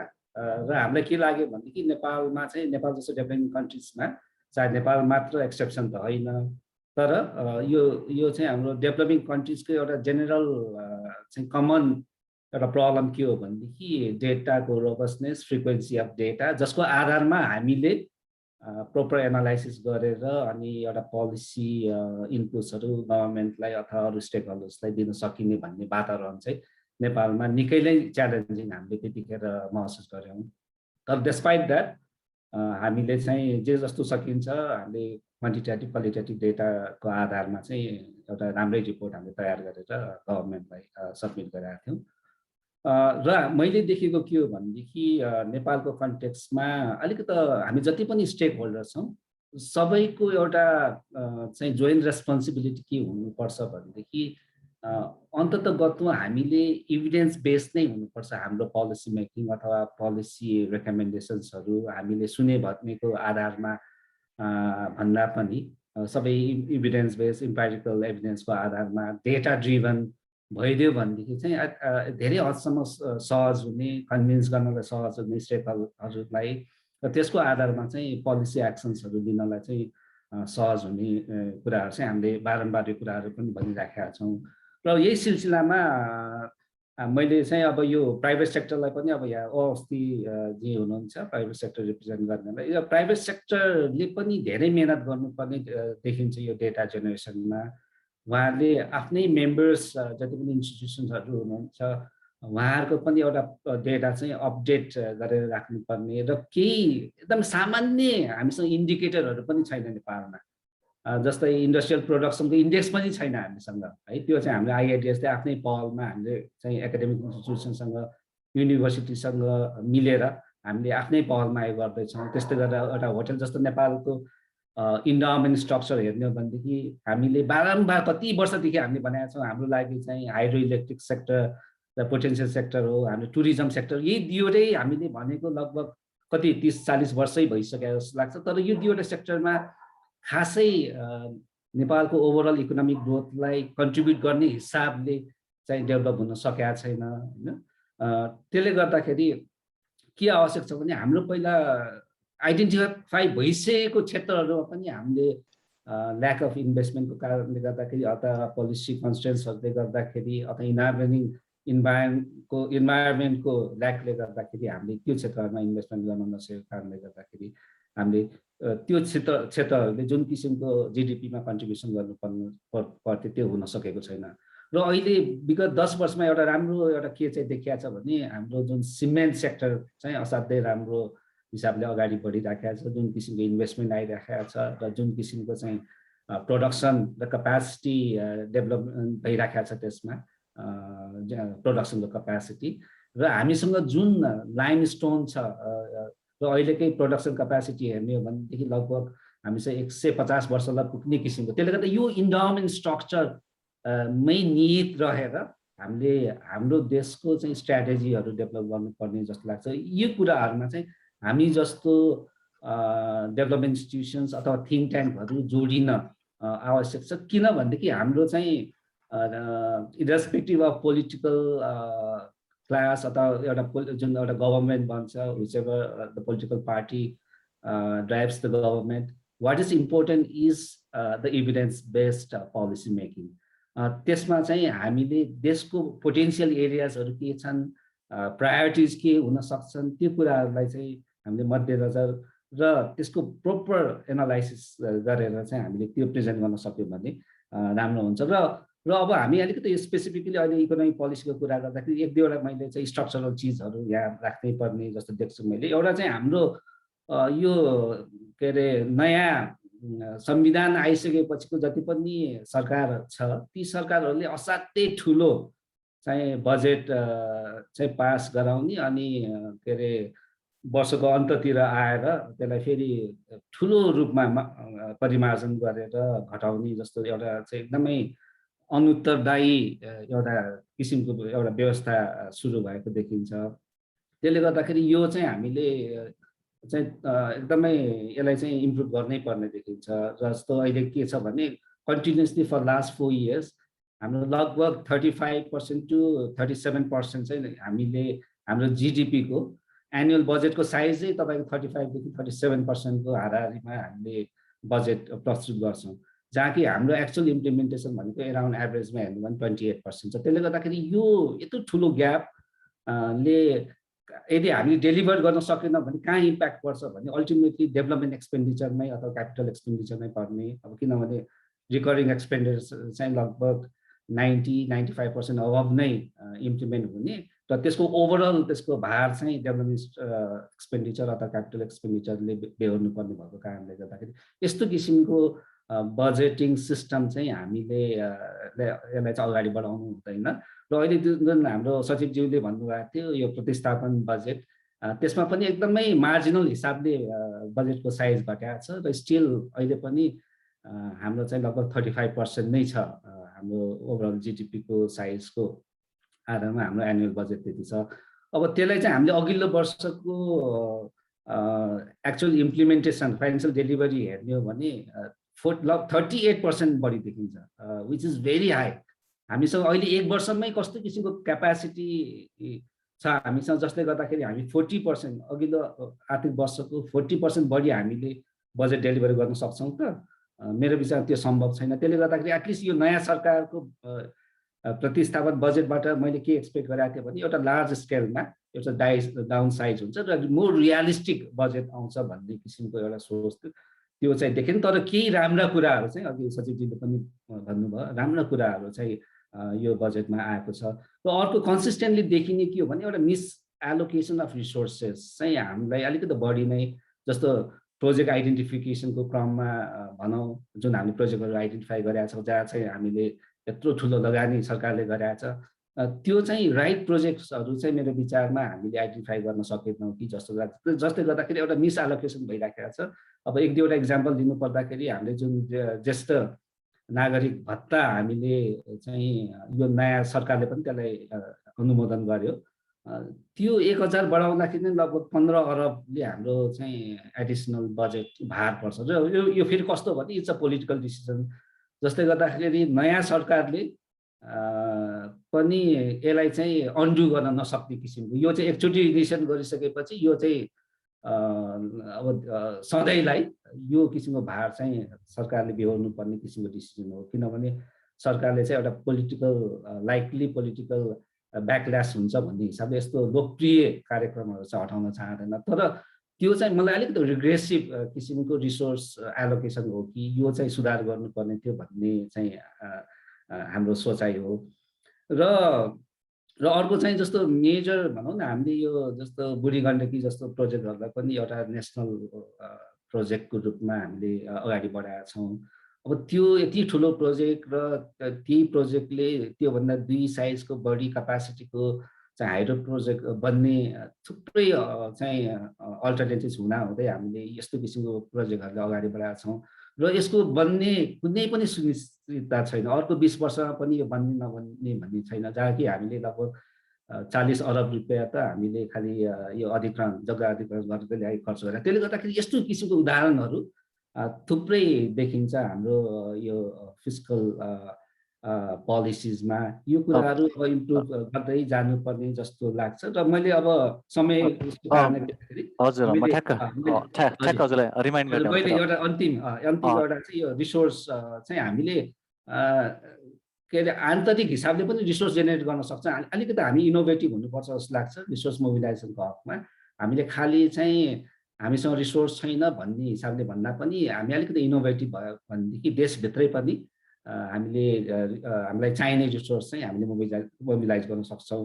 एउटा चाहिँ हाम्रै ब्याङ्किङ सेक्टरबाट पनि हामीले जस्तो पब्लिक सेक्टरले चाहिँ राम्रै चाहिँ मोबिलाइज गर्ने हामीसँग स्पेस चाहिँ हामीसँग प्रशस्त छ र अर्को चाहिँ अलिकति इनोभेटिभ हुने हो भने हाम्रो जुन फरेन एक्सचेन्ज रिजर्भ छ त्यसलाई पनि हामीले हाम्रो इन्फ्रास्ट्रक्चर डेभलपमेन्टमा चाहिँ हामीले प्रयोग गर्न सक्छौँ जस्तो लाग्छ र यति कुरा राख्दै मेरो अहिलेको इनिसियल कुरा मैले यही हो कि अरू छलफल रूपमा म कन्ट्रिब्युट गर्छु। धन्यवाद। थ्याङ्क यू विश्वास सर। अब हामी Q&A सेसनमा जानु अगाडि म मेरो कलिग सन्तोषलाई चाहिँ यो हाम्रो च्याट बक्समा आएको क्वेसन्सहरू यसो एकचोटि स्क्रिन गरेर कम्पाइल गर्न रिक्वेस्ट गर्छु र साथसाथै आज जति पनि पार्टिसिपेन्टहरू हुनुहुन्छ यहाँ सो हाम्रो ओरिजिनल प्लान चाहिँ हामीले अब नेपालको government sector private sector academia think tank हरूलाई सँगै लिएर आएर एकचोटि डिबेट गरौँ भन्ने थियो तर अनफर्चुनेटली हाम्रो प्रोफेसर डाक्टर कुसुम साके जो चाहिँ अहिले TU को department of humanities and social साइन्सको डिन हुनुहुन्थ्यो उहाँ चाहिँ लास्ट आवरमा आएर अहिले त्यो अनलाइन इक्जाम चलिरहेको भएर उहाँको लास्ट आवरमा हामीले उहाँको अहिले गर्नुपर्ने भयो उहाँलाई अनफर्चुनेटली आज हामीले यहाँ राख्न पाएनौँ। अनि साथसाथै हाम्रो अर्को शेखर गोल्छा जो चाहिँ FNCCI को प्रेसिडेन्ट हुनुहुन्थ्यो अनि उहाँको पनि लास्ट आवरमा ट्राभल गर्नुपर्ने भएको भएर अनि उहाँलाई पनि हामीले राख्न पाएनौँ तर आई थिङ्क शेखर सरको सट्टा चाहिँ हामीले FNCCI-बाटै गोकर्ण सरलाई ल्यायौँ जसले गर्दाखेरि आई थिङ्क प्राइभेट सेक्टरको के छ त भ्यू भन्दा अलिकति हामीले त्यो पनि बुझ्ने मौका पायौँ होइन। तर एकाडेमिक सेक्टरको चाहिँ अझै पनि हामीले ग्याप फिल गरेका छौँ आज र फ्युचर इभेन्टमा हामीले सकेसम्म अलिकति त्यो यस्तो यो ग्याप चाहिँ फिल नहोस् भनेर हाम्रो साइडबाट हामी आफ्नो इफोर्ट चाहिँ डेफिनेटली लगाउनेछौँ। अब मुभिङ टु Q&A सेसन म चाहिँ सुरुमा हाम्रो यो पार्टिसिपेन्टहरूले रजिस्टर गर्दाखेरि सर्टेन क्वेसन्सहरू सबमिट गर्नुभएको छ मेबी म त्यहाँबाट सुरु गर्छु अहिले अनि त्यस पछाडि आज च्याट बक्समा आएको क्वेसन्सहरूबाट सुरु गरौँला।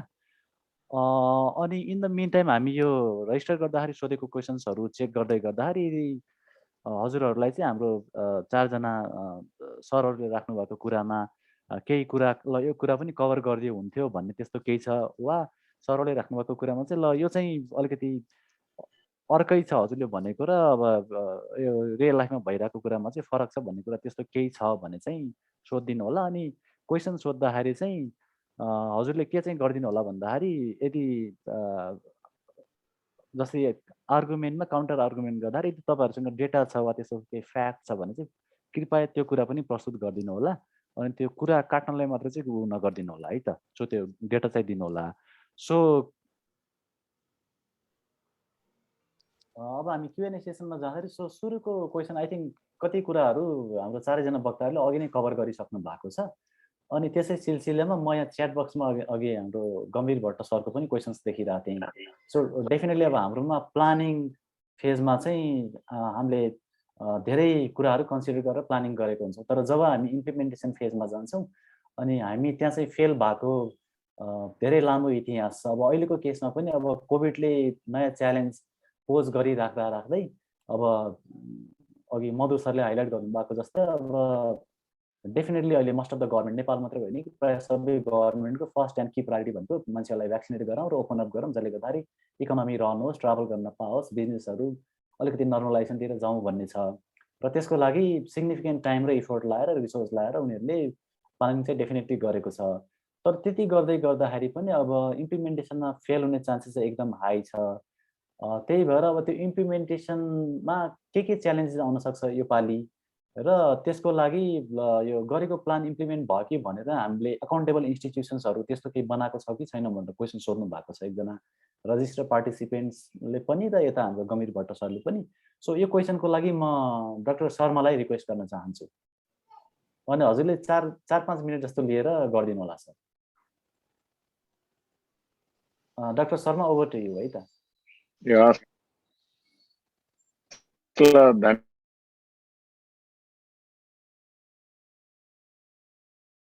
धन्यवाद छ। अब यो एकदमै राम्रो क्वेसन हो। अब यहाँ अब 3टा कुराहरू पनि गर्नु भएको छ उहाँले, अरू पनि। नेपालमा इम्प्लिमेन्टेसनमा क्यापेसिटीको प्रब्लम हो कि सिस्टम ओभरलोड भन्ने त हुँदै होइन, किनभने कर्मचारीहरू एकदमै धेरै छ, बरु वास्तवमा प्रोभिन्स लेभल र लोकल लेभलमा पुगेको छैन भन्ने हो।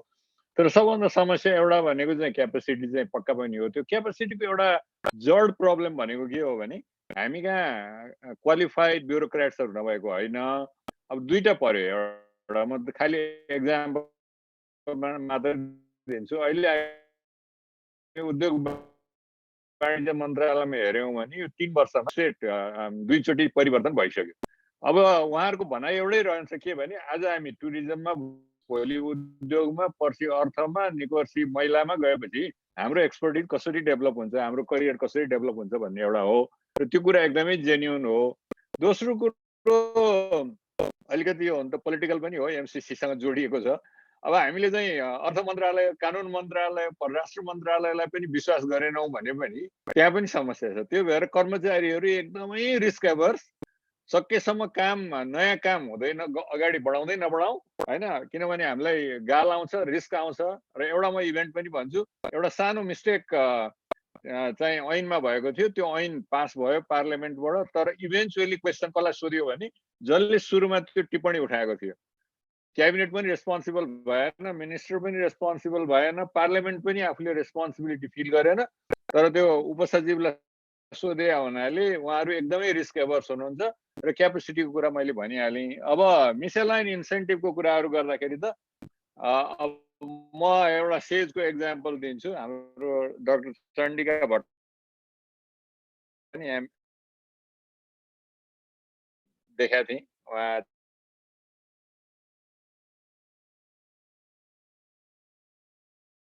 पास भएको ऐनको रेगुलेसन आजसम्म बन्न सकेको छैन। बनेका इन्फ्रास्ट्रक्चर जम्मै चाहिँ धाराशायी भइसक्यो होइन। आउनु सके के अरे नयाँ बनाउन सकिरहेको छैन। एउटा सब स्टेसन इलेक्ट्रिसिटी बनाउन खोजेको भनौँ न, अब चाँडै मिलाउन नसकेर कोअर्डिनेसन नभएर त्यसैलाई भन्छु मिसअलाइन्ड इन्सेन्टिभ भनेर। म 3 वर्ष भइसक्यो बन्न सकेको छैन होइन। यो त एउटा एक्जाम्पल मात्रै हो। तर यस्ता एक्जाम्पलहरू थुप्रै छन् नेपालमा, जसले गर्दाखेरि चाहिँ अब कोअर्डिनेसनको समस्या। एक्सपोर्टको कुरा गर्ने हामी मिनिस्ट्री अफ कमर्सलाई भन्छौँ, तर उसको के पनि अधिकार छैन। किनभने एक्सपोर्ट गर्ने कमोडिटीहरू र इन्सेन्टिभ दिने मन्त्रालय अरू नै छ उदाहरणको लागि होइन। ऊ चाहिँ एकदम निरीह छ र उसको त्यति क्यापेसिटी पनि छैन। त्यस कारणले यो दुईटा कुराहरू क्यापेसिटी, अब अहिले प्रोभिन्सियल लेभलको क्यापेसिटीको त झनै कुरा नगरौँ, किनभने अब त्यहाँ जाने कर्मचारी एक त त्यसै पनि विक, दोस्रो चाहिँ के भने प्रत्येक वर्ष त्यहाँ परिवर्तन पनि भइरहन्छ। अनि फेरि पोलिटिकल लेभलमा पनि अलिकति त्यो क्ल्यारिटी आइ नसकेको हुनाले कामहरू पटक्कै हुन सकेको छैन। अब यही हाम्रो अहिले पुँजीगत खर्चको कुराहरू आउँछ। हामीले एउटा अध्ययन गरे अनुसार चाहिँ के भने प्रोजेक्टको के अरे क्यालेन्डर बनेको हुन्छ, त प्रोजेक्टको क्यालेन्डर पहिल्यै महिनादेखि भत्किन्छ हैन। त्यस कारणले यसको समस्याहरू चाहिँ धेरै नै छन् भन्ने मलाई लाग्छ। म अहिले यही नै रोक्छु। हस्, धन्यवाद। हस्, थ्याङ्क यू डाक्टर शर्मा। म चाहिँ हाम्रो सरलाई आएको क्वेसन्सहरूमा जान चाहन्छु। सो त्यसको लागि 2-3टा क्वेसन्सहरू आएको छ होइन। सो एउटा चाहिँ अखिलेश उपाध्याय, जसले चाहिँ अब यो रिस्क आउटलुक प्रोजेक्ट लिड गर्नुहुन्छ र जो चाहिँ अब आइआइडिएसमा फेलो पनि हुनुहुन्छ। अनि उहाँको क्वेसन चाहिँ के छ भन्दाखेरि एउटा चाहिँ एफडिआईको कुरा उहाँले हाइलाइट गर्नुभएको छ। डिस्पाइट के भन्छ यो कोभिड हुँदा हुँदै पनि एफडिआई ग्रोथ चाहिँ मोडरेट भएको छ 2019 र 20मा।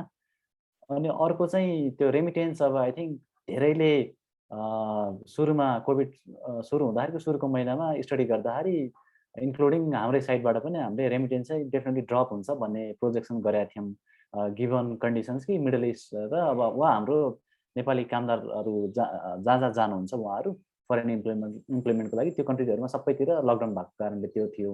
तर सरप्राइजिङली ठ्याक्कै उल्टो ट्रेन्ड आएको छ त्योभन्दा पछाडिको महिनाहरूमा होइन। एउटा चाहिँ त्यो कसरी एक्सप्लेन गरिदिनुहुन्छ भन्ने एउटा त्यो कुरा छ। अनि अर्को चाहिँ हाम्रो गणेश शर्माजीले अब क्यास ट्रान्सफर हजुरले जुन त्यो पास्टमा भइरहेको मिसकन्डक्टहरू थियो वा एउटाको नाममा पठाएको चाहिँ अर्कोले लिने जुन थियो त्यस्तो कुराहरू रोक्नलाई टेक्नोलोजी युज गर्ने र बेनिफिसियरिजको ब्याङ्क एकाउन्टमै पठाउने कुरा गर्नुभएको थियो। अनि त्यो चाहिँ डज इट रियली वर्क भनेर सोध्नु भएको छ उहाँले। र त्यसपछि अर्को हजुरलाई फाइनल क्वेसन्स भनेको चाहिँ अब प्रमोद रिजाल जो चाहिँ हाम्रो आइआइडिएससँग पहिले काम गर्नुहुन्थ्यो।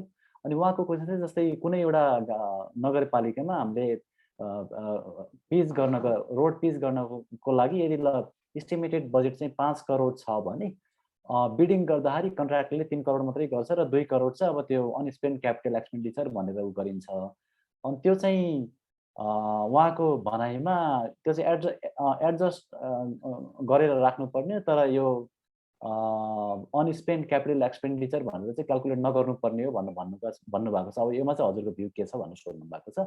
अनि मैले धेरै क्वेसन एकैचोटि सोधेँ मधु सरलाई, इनकेस हजुर बिचमा त्यो लस्ट हुनुभयो भने लेट मी नो, म चाहिँ फेरि रिमाइन्ड गराउन क्वेसन। ल हस्, मैले हस् धन्यवाद। 4वटा क्वेसन्सहरू देखि अखिलेशजीले चाहिँ एफडिआई चाहिँ यो यस्तो कोभिडको बेला पनि त्यस्तो मोडरेट भन्नुभयो। मैले पनि सरप्राइज भएँ। यो 2019 भन्दा 2020मा हाम्रो चाहिँ 1.94 बिलियन रुपिसले बढ्या रहेछ होइन। म त पुरा ग्लोबलले चाहिँ 42%ले घटेको भनेर अङ्टाडको रिपोर्ट चाहिँ अस्ति कता देखिरहेको थिएँ, पढ्दै थिएँ, छक्क परेँ। तर अब हामी कहाँ चाहिँ यो एफडिआई फ्लोको बिहेभियर चाहिँ त्यस्तो प्रेडिक्टेबलै छैन कि। हामी कहाँ धेरै चाहिँ तपाईँको यो सूत्रले काम गर्छ जस्तै लाग्दैन। अब यो मलाई लाग्छ पुरानो ब्याकलगहरू होला। अब यसको यो कोभिडको असरको एफडिआई चाहिँ मलाई लाग्छ आगामी दिनहरूमा देख्न सकिन्छ जस्तो लाग्छ, घट्न सक्छ भन्छु। तर अहिले यसपालि हामीले बजेटको पोलिसीबाट जुन चाहिँ बिग प्रोजेक्ट्सहरूमा विभिन्न किसिमको रेबेट्सहरू दिएका छौँ, अफर गरेका छौँ होइन, हाइड्रो प्रोजेक्ट्सहरू लगायत अन्य प्रोजेक्ट्सहरूमा, त्यसले गर्दा फेरि केही एट्र्याक्सन आउँछ कि भन्ने पनि हामीलाई आशा छ। अब एउटा आशा के गरौँ भने यो एफडिआई फ्लो चाहिँ नघटोस्। अब हामी सबैले बरु हामीले अहिले यसपालिको बजेटमा पनि डुइङ बिजनेसको इन्डिकेटर्सहरूमा पनि थप सुधार गर्ने भनेर एउटा कमिटमेन्ट पनि ल्याएछौँ। Let's hope. तर हामीलाई चाहिँ एफडिआई चाहिँ सोचे जस्तो नकारात्मक भएन, त्यो उहाँसँग म अग्री गर्छु। लाइकवाइज द रेमिटेन्सेस पनि अब हामीले जुन रिभर्स इम्प्याक्ट हुनुपर्ने भनिरहेको थियौँ त्यो पनि भएन हाम्रो लागि त। अब अहिले फरेक्स रिजर्भ 10 मन्थ्सभन्दा बढीकोलाई चाहिँ त्यसले चाहिँ सस्टेन गर्न सक्ने भन्ने छ नै होइन। अब मान्छे सङ्ख्या घटे पनि अब यस्तो जस्तो लाग्छ मलाई 2टा होला। एउटा चाहिँ यो बन्दले गर्दाखेरि हुन्डी सुन्डी चाहिँ अलिकति बन्द भयो जस्तो लाग्छ मलाई लकडाउनले, which is good. Banking channel through नै आउन थाल्यो नि त, त्यो त राम्रै हो, त्यसले पनि होला। अर्को चाहिँ अब मान्छेले जोगाइराखेको पनि अब यो बेला नपठाए कहिले भन्ने पनि हुन्छ नि त, आफ्नो सेभिङ्सहरू घर फर्किँदा पछि आउँदा ल्याउँला भन्ने केही होला। तर अब अहिलेसम्मको हिसाबले चाहिँ हामीले जुन किसिमको सोचिरहेको थियौँ त्यो किसिमले नघटेको हुँदाखेरि हामीलाई अलिकति सजिलो पनि भएको छ। अहिले जुन रेसियोमा हाम्रो इम्पोर्ट बढिरहेछ त्यसको लागि चाहिने फरेक्स म्यानेज गर्नलाई पनि हामीलाई अलिकति सपोर्टै गरिरहेछ, ठिकै हो जस्तो लाग्छ मलाई। अनि अर्को चाहिँ के अरे उसको जुन कुराहरू छ अब क्यास ट्रान्सफरमा अब दुरुपयोग नहोला भन्ने, अब यो पहिल्यै चाहिँ हामीले चाहिँ खोला तर्नु अगाडि नै खुट्टा कमाउने हो भने त नगरौँ होइन। नत्र तपाईँहरूले गभर्मेन्टलाई होस्टेमा हैसियत गराइदिनुहोस्, केमा सुधार गर्नुपर्ने हो त्यो चाहिँ भनिदिनुहोस् होइन। क्वेसन मात्रै गर्ने, गभर्मेन्टको क्यापेसिटीमा जहिले पनि गरेर खालि गभर्मेन्ट नराम्रो मात्रै हुन्छ भन्ने नभनौँ। अब हामीले मान्छेको ब्याङ्क एकाउन्टमै मात्रै दिने हुन् भन्ने बित्तिकै पनि केही सुधार होला होइन, हुन्छ भनौँ न। एकाउन्टै खोलेर दिएपछि त रामबहादुर भन्ने मान्छेकैमा जाला नि त, श्यामले नखाइदेला भन्ने हाम्रो आशा पनि छ।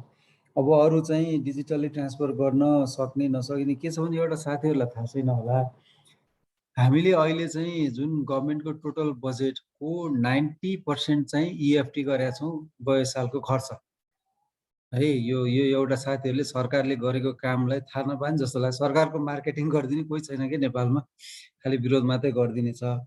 नत्र भने सरकारको टोटल बजेट खर्च पोहोर साल 1180 अरब हो भने त्यसको 90% हामीले EFT गरेका छौँ, banking channel through electronic fund transfer गरेका छौँ। There is no cheque, 90% no cheque no cash. यो त राम्रो होइन र, यो पक्ष पनि हेरिदिनु पर्यो कि केही हुँदैछ। मैले फेरि गभर्मेन्ट भनेको दुधले नुहाएको एकदमै करप्सन फ्री जम्मै हो भन्दैन, तर केही चाहिँ भइरहेछ। त्यसैको बेसमा बसेर हामीले चाहिँ गर्न सकिन्छ कि भन्ने छ। हामीले त्यो ट्रान्सफरको कार्यविधि पनि बनाउँदैछौँ, त्यसमा सकेसम्म यो चाहिँ राइट मान्छेले पाओस् भन्नेमा हामी एकदमै केयरफुल छौँ। किनभने यो एभ्री डलर भनेको गभर्मेन्ट फेरि जनताले तिरेको ट्याक्सको पैसा हो नि त, त्यसमा हामी रेस्पोन्सिबल पनि हुनु पऱ्यो, एकाउन्टेबल पनि हुनु पऱ्यो। अब अर्को बिडिङको कुरा गर्नुभयो, लो बिड कसैले गर्छ भने अब यो हाम्रो सार्वजनिक खरिद ऐन अनुसार नियम अनुसार हुन्छ होइन। अब त्यो अनुसार लो बिड गर्छ, त्यसले क्वालिटी कम्प्रोमाइज हुन्छ भने अब कानुनै चेन्ज गर्नु पर्ला, के गर्नु पर्ला त्यो आफ्नै ठाउँमा छ।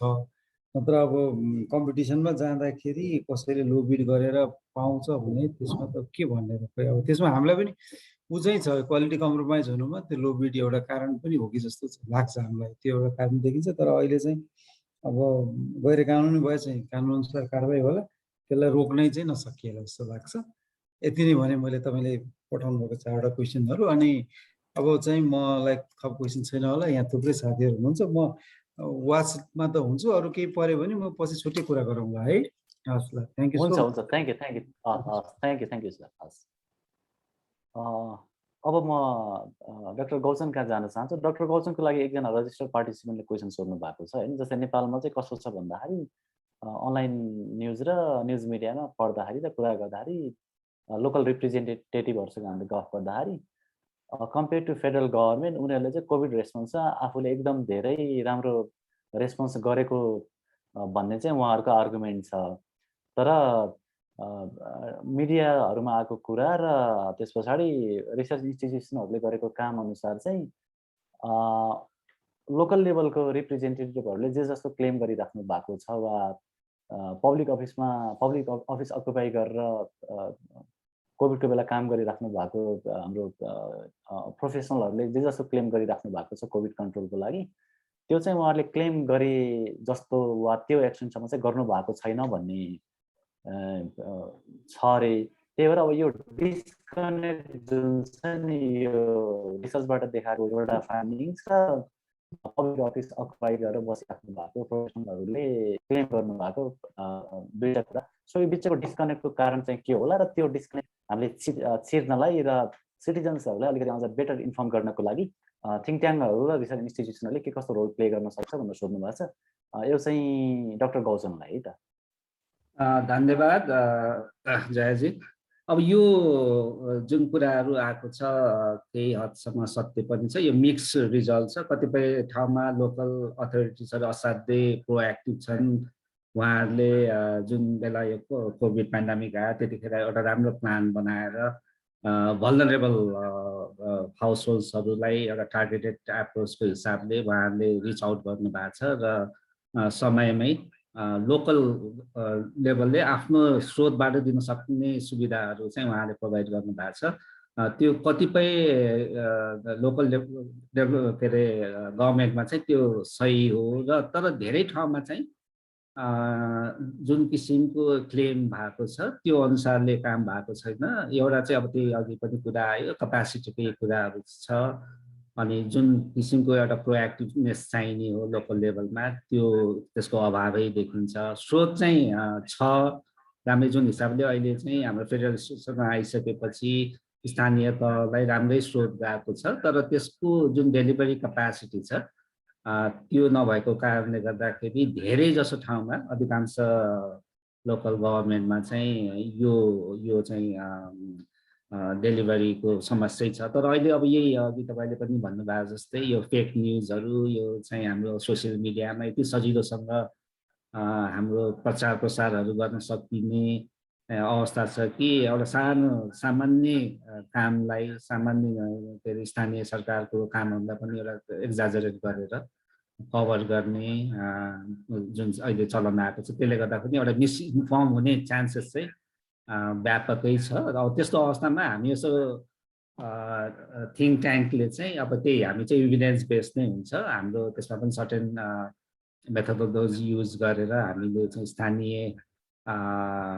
परिवारसँग गएर हामी छलफल गरेर चाहिँ हामीले त्यो के हो त त्यो ठाउँको एक्चुअल सिचुएसन त्यो कुराहरू चाहिँ हामीले हाम्रो रिसर्चको माध्यमबाट हामीले चाहिँ पत्ता लगाउन सक्छौँ।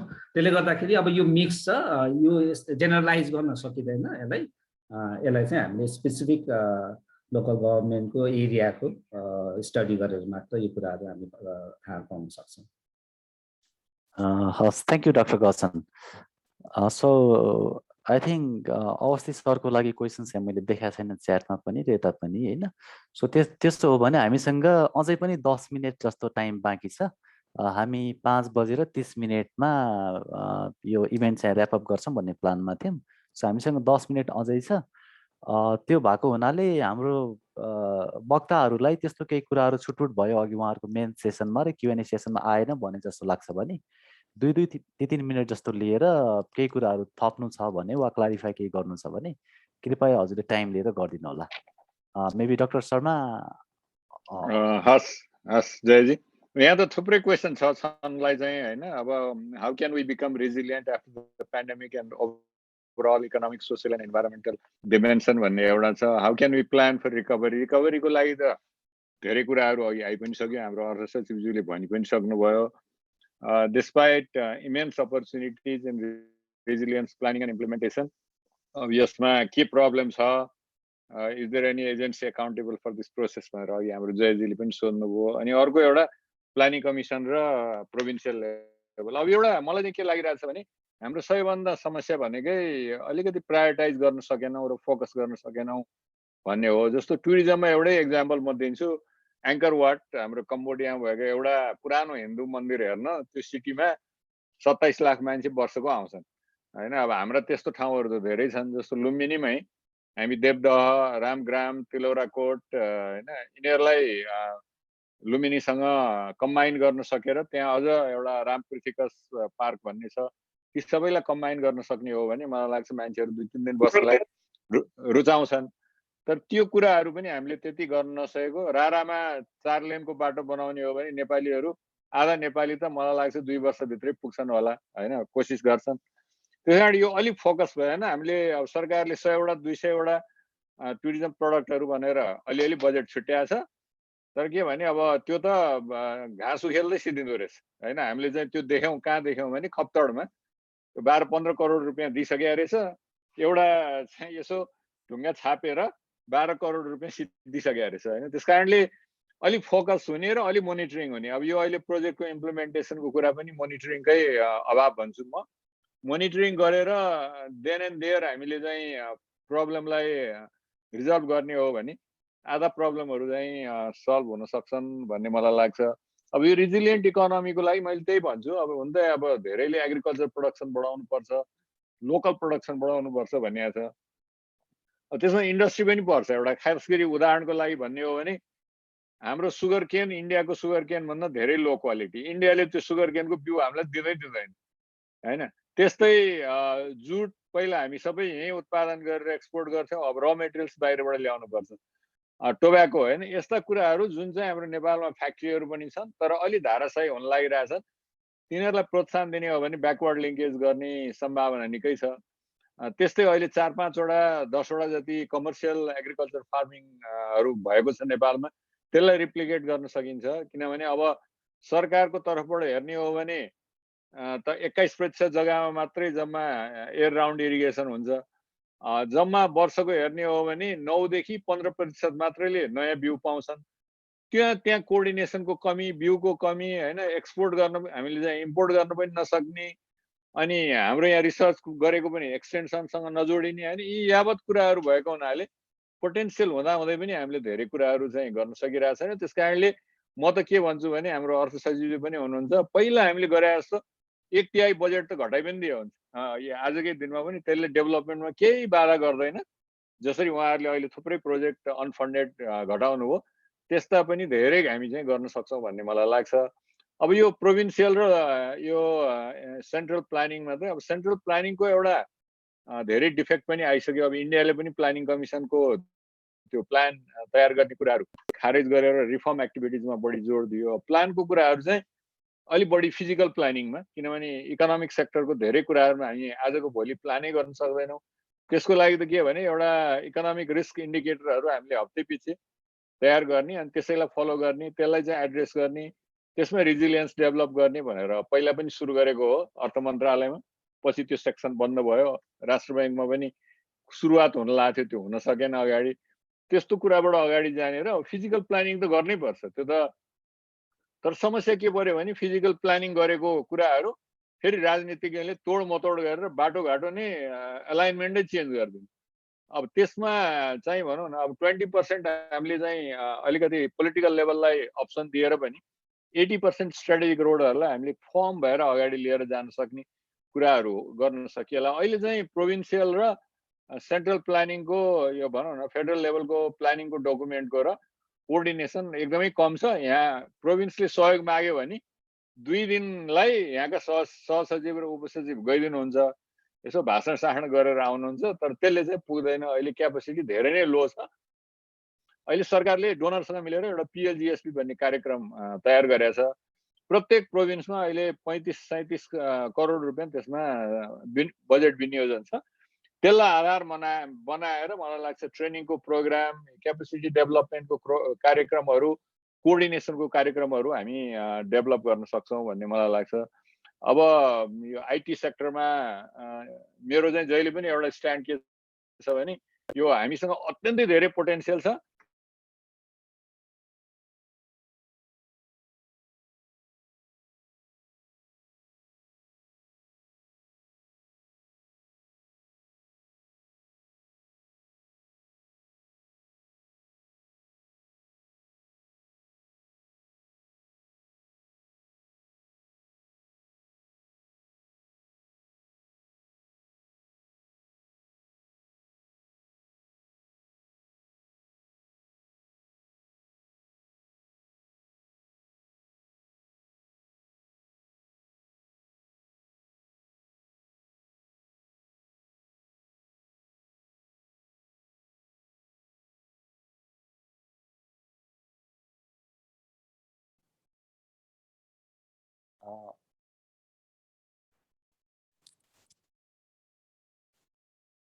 थ्याङ्क यू डाक्टर शर्मा हजुरको उसको लागि, इन्साइटफुल इनपुट्सको लागि। अनि in the mean time doctor Gauchan वा अफिसर हजुरहरूको केही छ एक्स्ट्रा पोइन्ट थप्न अघि छुटाउनु भएको केही छ भने कृपया एकदम ब्रिफमा थपिदिनु होला। त्यो भयो भने आई थिङ्क हामी त्यस पछाडि मिटिङ ऱ्यापअप गरौँला। होइन जयजी, मेरो एउटै मात्रै कुरा के छ भने हामीले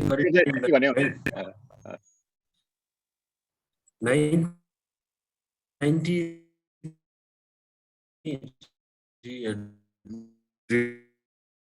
रिफर्महरू सुरु गर्यो, पुरानो कुरा छोडिदिउँ होइन। र यो 1990 देखिका रिफर्महरू प्लानहरूले किन बस्ने एउटा प्रब्लम थियो। तर प्रब्लम अन्त पनि छ होइन। हेलो, मलाई सुनिराख्नु भएको छ जयजी? सुनिरहेको छ सर, प्लिज गो अहेड होइन, मैले एकदमै छोटो कुरा छ होइन।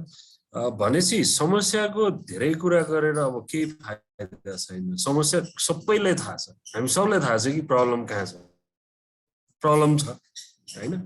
अब यसको समाधानको लागि काम गरौँ भन्ने हो, हामी चाहिँ त्यसमा काम गरिरहेको छौँ। मेरो आग्रह पनि गरिराख्नु भएको छ, अझै बढाउनुहोस् त्यसमा। अब यो समस्याको बारे धेरै नकेलाउँ, एकदम इजी छ, एकदमै सजिलो छ। सानो सानो कुराले ठुलो कुरा रोकिएको छ है होइन। वडा सदस्यदेखि प्रधानमन्त्रीसम्मले जुन देशमा जनतालाई सिधै थर्काउँछन् होइन, यो यहाँ काम गर्नु भनेको चाहिँ एकदमै अभिशाप जस्तो फिल हुन्छ होइन। भनेपछि धेरै साना साना समस्याहरू छन्, ती समस्याहरू समाधान तपाईँहरूको पोलिसी ब्रिफ पनि त्यसमा गर्नुहोस्। आउनुहोस् एकचोटि हामी पनि बसेर पनि छलफल गरौँ। म रिक्वेस्ट गर्छु यहाँ पार्टिसिपेन्ट भएको सबैलाई आएर बसेर छलफल गरौँ होइन। र हामी बताउँछौँ कहाँनिर समस्या छन्, ती समस्याहरूलाई हामी एड्रेस गरौँ होइन। समस्या सबलाई थाहा छ, समाधानमा काम गरौँ, ओभरअलै गर्नुपर्छ भन्ने छ। छलफल गर्दै जान एकदमै लामो समय छ, 31 भइसक्यो। हाम्रो सबैको समय महत्त्वपूर्ण छ जयजी, मलाई पनि समय दिनुभयो, यसको लागि धेरै धेरै धन्यवाद। Thank you sir. So thank you. अब मैले समराइज गर्दाखेरि आजको सेसन एकदम छोटोमा समराइज गर्दाखेरि, सो डेफिनेटली अब कोभिडले गर्दाखेरि हाम्रो गभर्मेन्टको र अरू सेक्टरहरूको इन्क्लुडिङ प्राइभेट सेक्टरहरूको पनि प्रायोरिटिजहरू चेन्ज भएको छ। त्यो भनेको अब हेल्थ सेक्टर मात्रै होइन कि सबै सेक्टरमा, इकोनोमिक सेक्टर, पोलिटिकल सेक्टर होला र सबै सेक्टरमा चेन्ज भएको छ। त्यसले गर्दाखेरि डेफिनेटली अब आउने वर्षमा हामीले इकोनोमिक पोलिसी प्लानिङमा धेरै चेन्जेसहरू देख्छौँ। अब त्योमध्ये एकदम धेरै चेन्जेस भएको वा अलिकति बुम हुन सक्ने सेक्टर भनेको हामीले आइटी सेक्टर देखाएको छौँ, जसले सिस्टमलाई छिटो र छरितो मात्रै होइन कि ट्रान्सप्यारेन्ट पनि बनाउँछ भन्ने हामीले बुझ्यौँ। अनि त्यो त्यति भन्दै गर्दाखेरि अर्को मुख्य च्यालेन्ज हामीले देखेको छ, अब डेफिनेटली हाम्रोमा प्लानिङ हामीले एक लेभलमा गर्छौँ, तर गएर हामी इम्प्लिमेन्टेसनमा हामी खुस्किरहेछौँ, पहिलेदेखि र अहिले पनि खुस्किरहेको हुन्छौँ। सो त्यही भएर अब आउँदाखेरि अलिकति अझ धेरै केयरफुल भएर हामीले इम्प्लिमेन्टेसन स्ट्राटेजीहरू बनाउनु पर्ने हो कि भन्ने कुरामा पनि अलिकति छलफल भयो। र त्यसको साथसाथै हामीले अर्को नबिर्सनु पर्ने कुरा भनेको चाहिँ प्राइभेट सेक्टर भनेको कुनै पनि इकोनोमीको लागि एकदम लाइफलाइन जस्तो हुन्छ, जसले अप्स एन्ड डाउन्समा सपोर्ट पनि दिइरहेको हुन्छ र सरकारको साथसाथै हिँडेको हुन्छ। त्यही भएर आई थिङ्क कोभिडले गर्दाखेरि गभर्मेन्ट मात्र होइन, प्राइभेट सेक्टर पनि नमजाले सफर गरेको छ। र त्यो हिसाबले गभर्मेन्टलाई जुन लेभलको प्रेसर वा अथवा उनीहरूलाई रेस्पोन्सिबिलिटी छ कि रिकभर हुनलाई, त्यही बराबरै प्राइभेट सेक्टरलाई पनि छ, जसले गर्दाखेरि प्राइभेट सेक्टर र गभर्मेन्ट सेक्टर चाहिँ आई थिङ्क मिलेर जानुपर्छ भन्ने आजको निचोड छ। सो यति भन्दै म आजको यो हाम्रो फर्स्ट सेसन चाहिँ ऱ्यापअप गर्न चाहन्छु। र आज आएर हाम्रो इभेन्टमा बोलिदिनु भएकोमा डाक्टर शङ्कर शर्मा, हाम्रो मधु मरासिनी सर, त्यस पछाडि हाम्रो गोकर्ण अवस्थी सर र डाक्टर विश्वास गौचनलाई थ्याङ्क यू भन्दै, अनि जति पनि पार्टिसिपेन्टहरूले 1.5 घन्टा टाइम दिएर हामीलाई सुनिदिनु भयो र हामीले गरेको कुराहरूमा अलिकति क्रिटिकल भएर कमेन्ट गरेर इनपुट दिनुभयो, उहाँहरूलाई पनि धेरै धेरै धन्यवाद। अब आउने दिनमा हामी यस्तो अरू पनि केही सेसनहरू राख्छौँ र साथसाथै हामीले पोलिसी ब्रिफ र अरू डकुमेन्ट्सहरू पनि पब्लिस गरिरहेको हुन्छौँ। लिङ्क चाहिँ मैले अघि सेयर गरेको छु, त्यसमा हेर्नुहोला। र इनकेस हजुरले त्यहाँ त्यो भेटाउनु भएन भने हामीलाई इमेल गर्नुहोला info@riskoutlook.org मा, अनि हामी तपाईँलाई डकुमेन्ट र बाँकी लिङ्कहरू चाहिँ सेयर गरिदिन्छौँ। हस्, धेरै धेरै धन्यवाद। तपाईँहरू जहाँ हुनुहुन्छ ख्याल गर्नुहोला। Take care, stay safe, bye by.